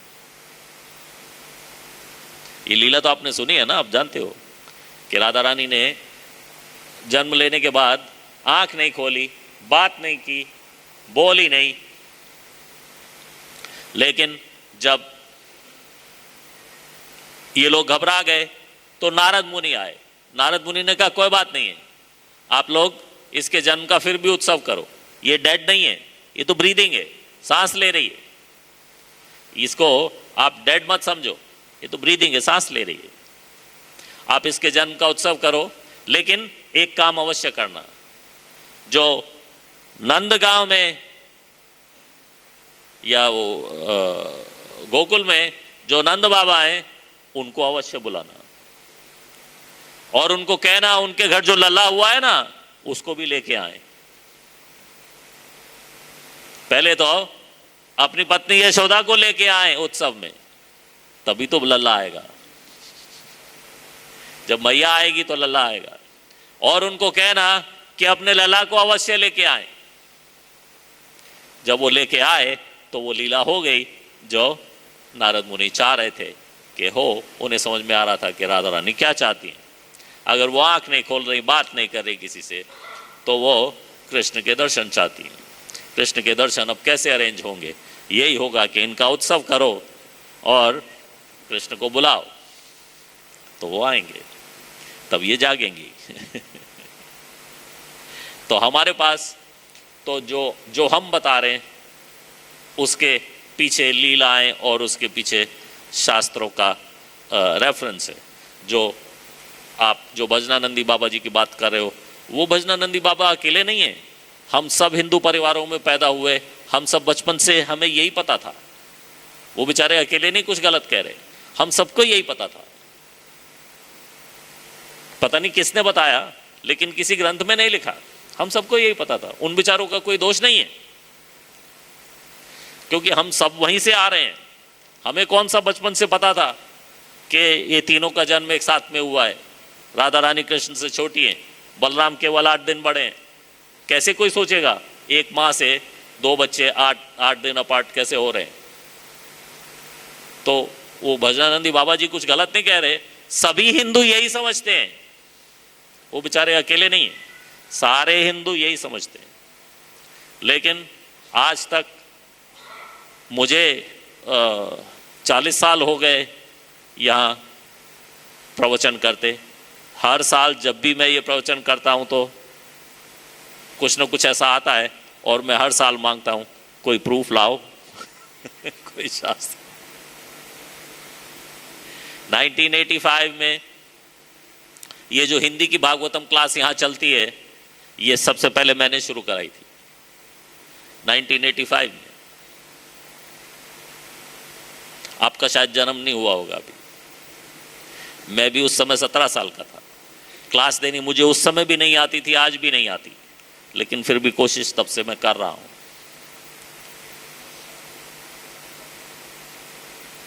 हिंदी की क्लास 1985 में मैंने यहाँ शुरू की थी, ये ऑफिस के अंदर। ये बलराम हॉल तो था ही नहीं, बाद में बलराम हॉल बना, हिंदी की क्लास यहाँ होने लगी। तो ये जो इन्फॉर्मेशन हमारे गोस्वामियों की दी हुई है, हम अपने भक्तों को बताते हैं, और जब भी बताते हैं तो हिंदुओं की तरफ से ऑब्जेक्शन आता है, और हम हर बार पूछते हैं भाई ठीक है, आपका ऑब्जेक्शन हम मानते हैं, हम भी कल को हिंदू ही थे, हमें भी यही पता था, लेकिन हमें बताया गया, हमें भी तो पहले यही प्रश्न था, हमें भी बताया गया जब हम इस्कॉन में आए कि देखो ग्रंथ में ये लिखा है, हमारे पास इसका प्रूफ है। अब जो आप बता रहे हो, आप कह रहे हो बचपन से आप यही सुनते आए हो, उसका प्रूफ कहाँ है?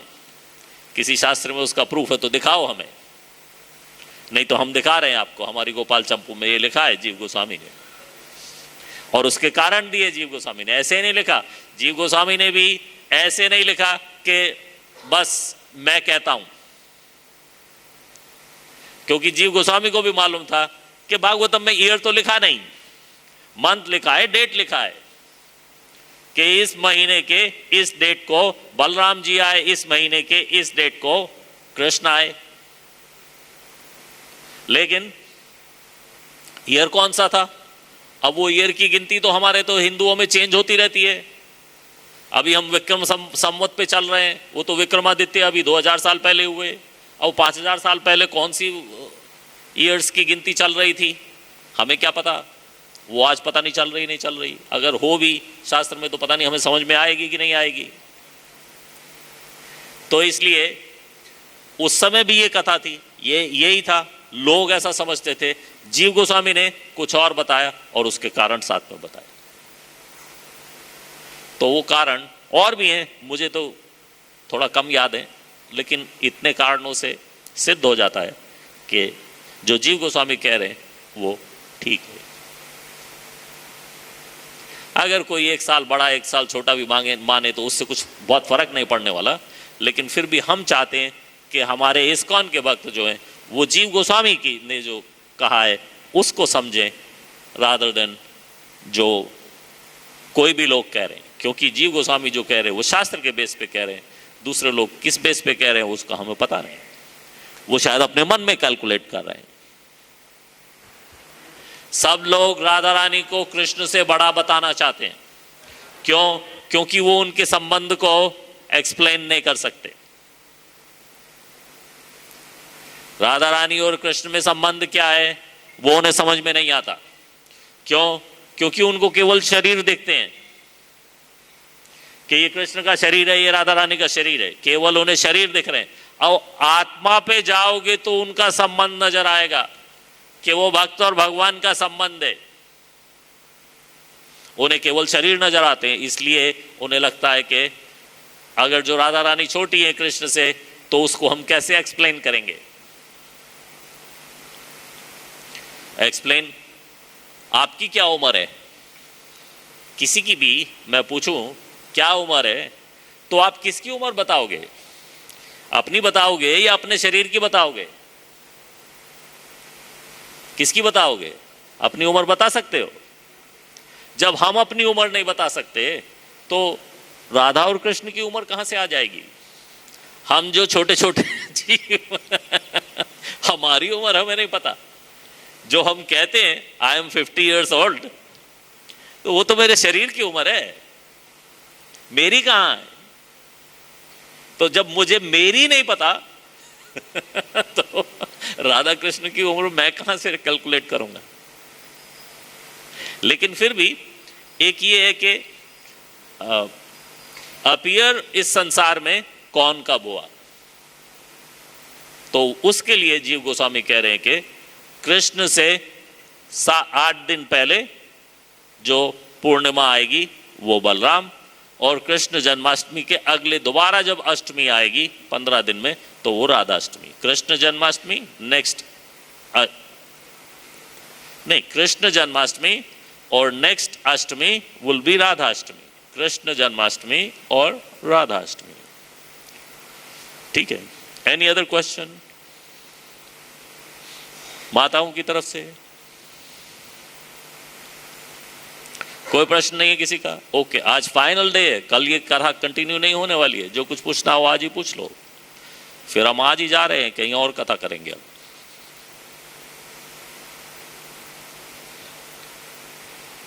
किसी को अगर हमारे प्रोग्रामों से जोड़ना हो, हमारे लिंक या रिकॉर्डिंग चाहिए तो आप ये प्रभु जी को अपना इंफॉर्मेशन दे दो। मंतोष खड़े हो जाओ, ये वाले प्रभु जी को, सबसे लंबे हैं ये, देखना आसान है। इनको अपना फ़ोन नंबर दे दो तो हम आपको अपने व्हाट्सएप ग्रुप में डाल लेंगे, ठीक है। Thank you. जगत गुरु श्रील प्रभुपाद की, ग्रंथराज श्रीमद् भागवतम की, श्री कृष्ण जन्माष्टमी कथा की, श्री श्री कृष्ण बलराम की, निताई गौर प्रेमानंदे। और ये लड़की आपको बांटने के लिए लाई है जन्माष्टमी का प्रसाद, और हमारे पास भी कुछ जन्माष्टमी का प्रसाद है, तो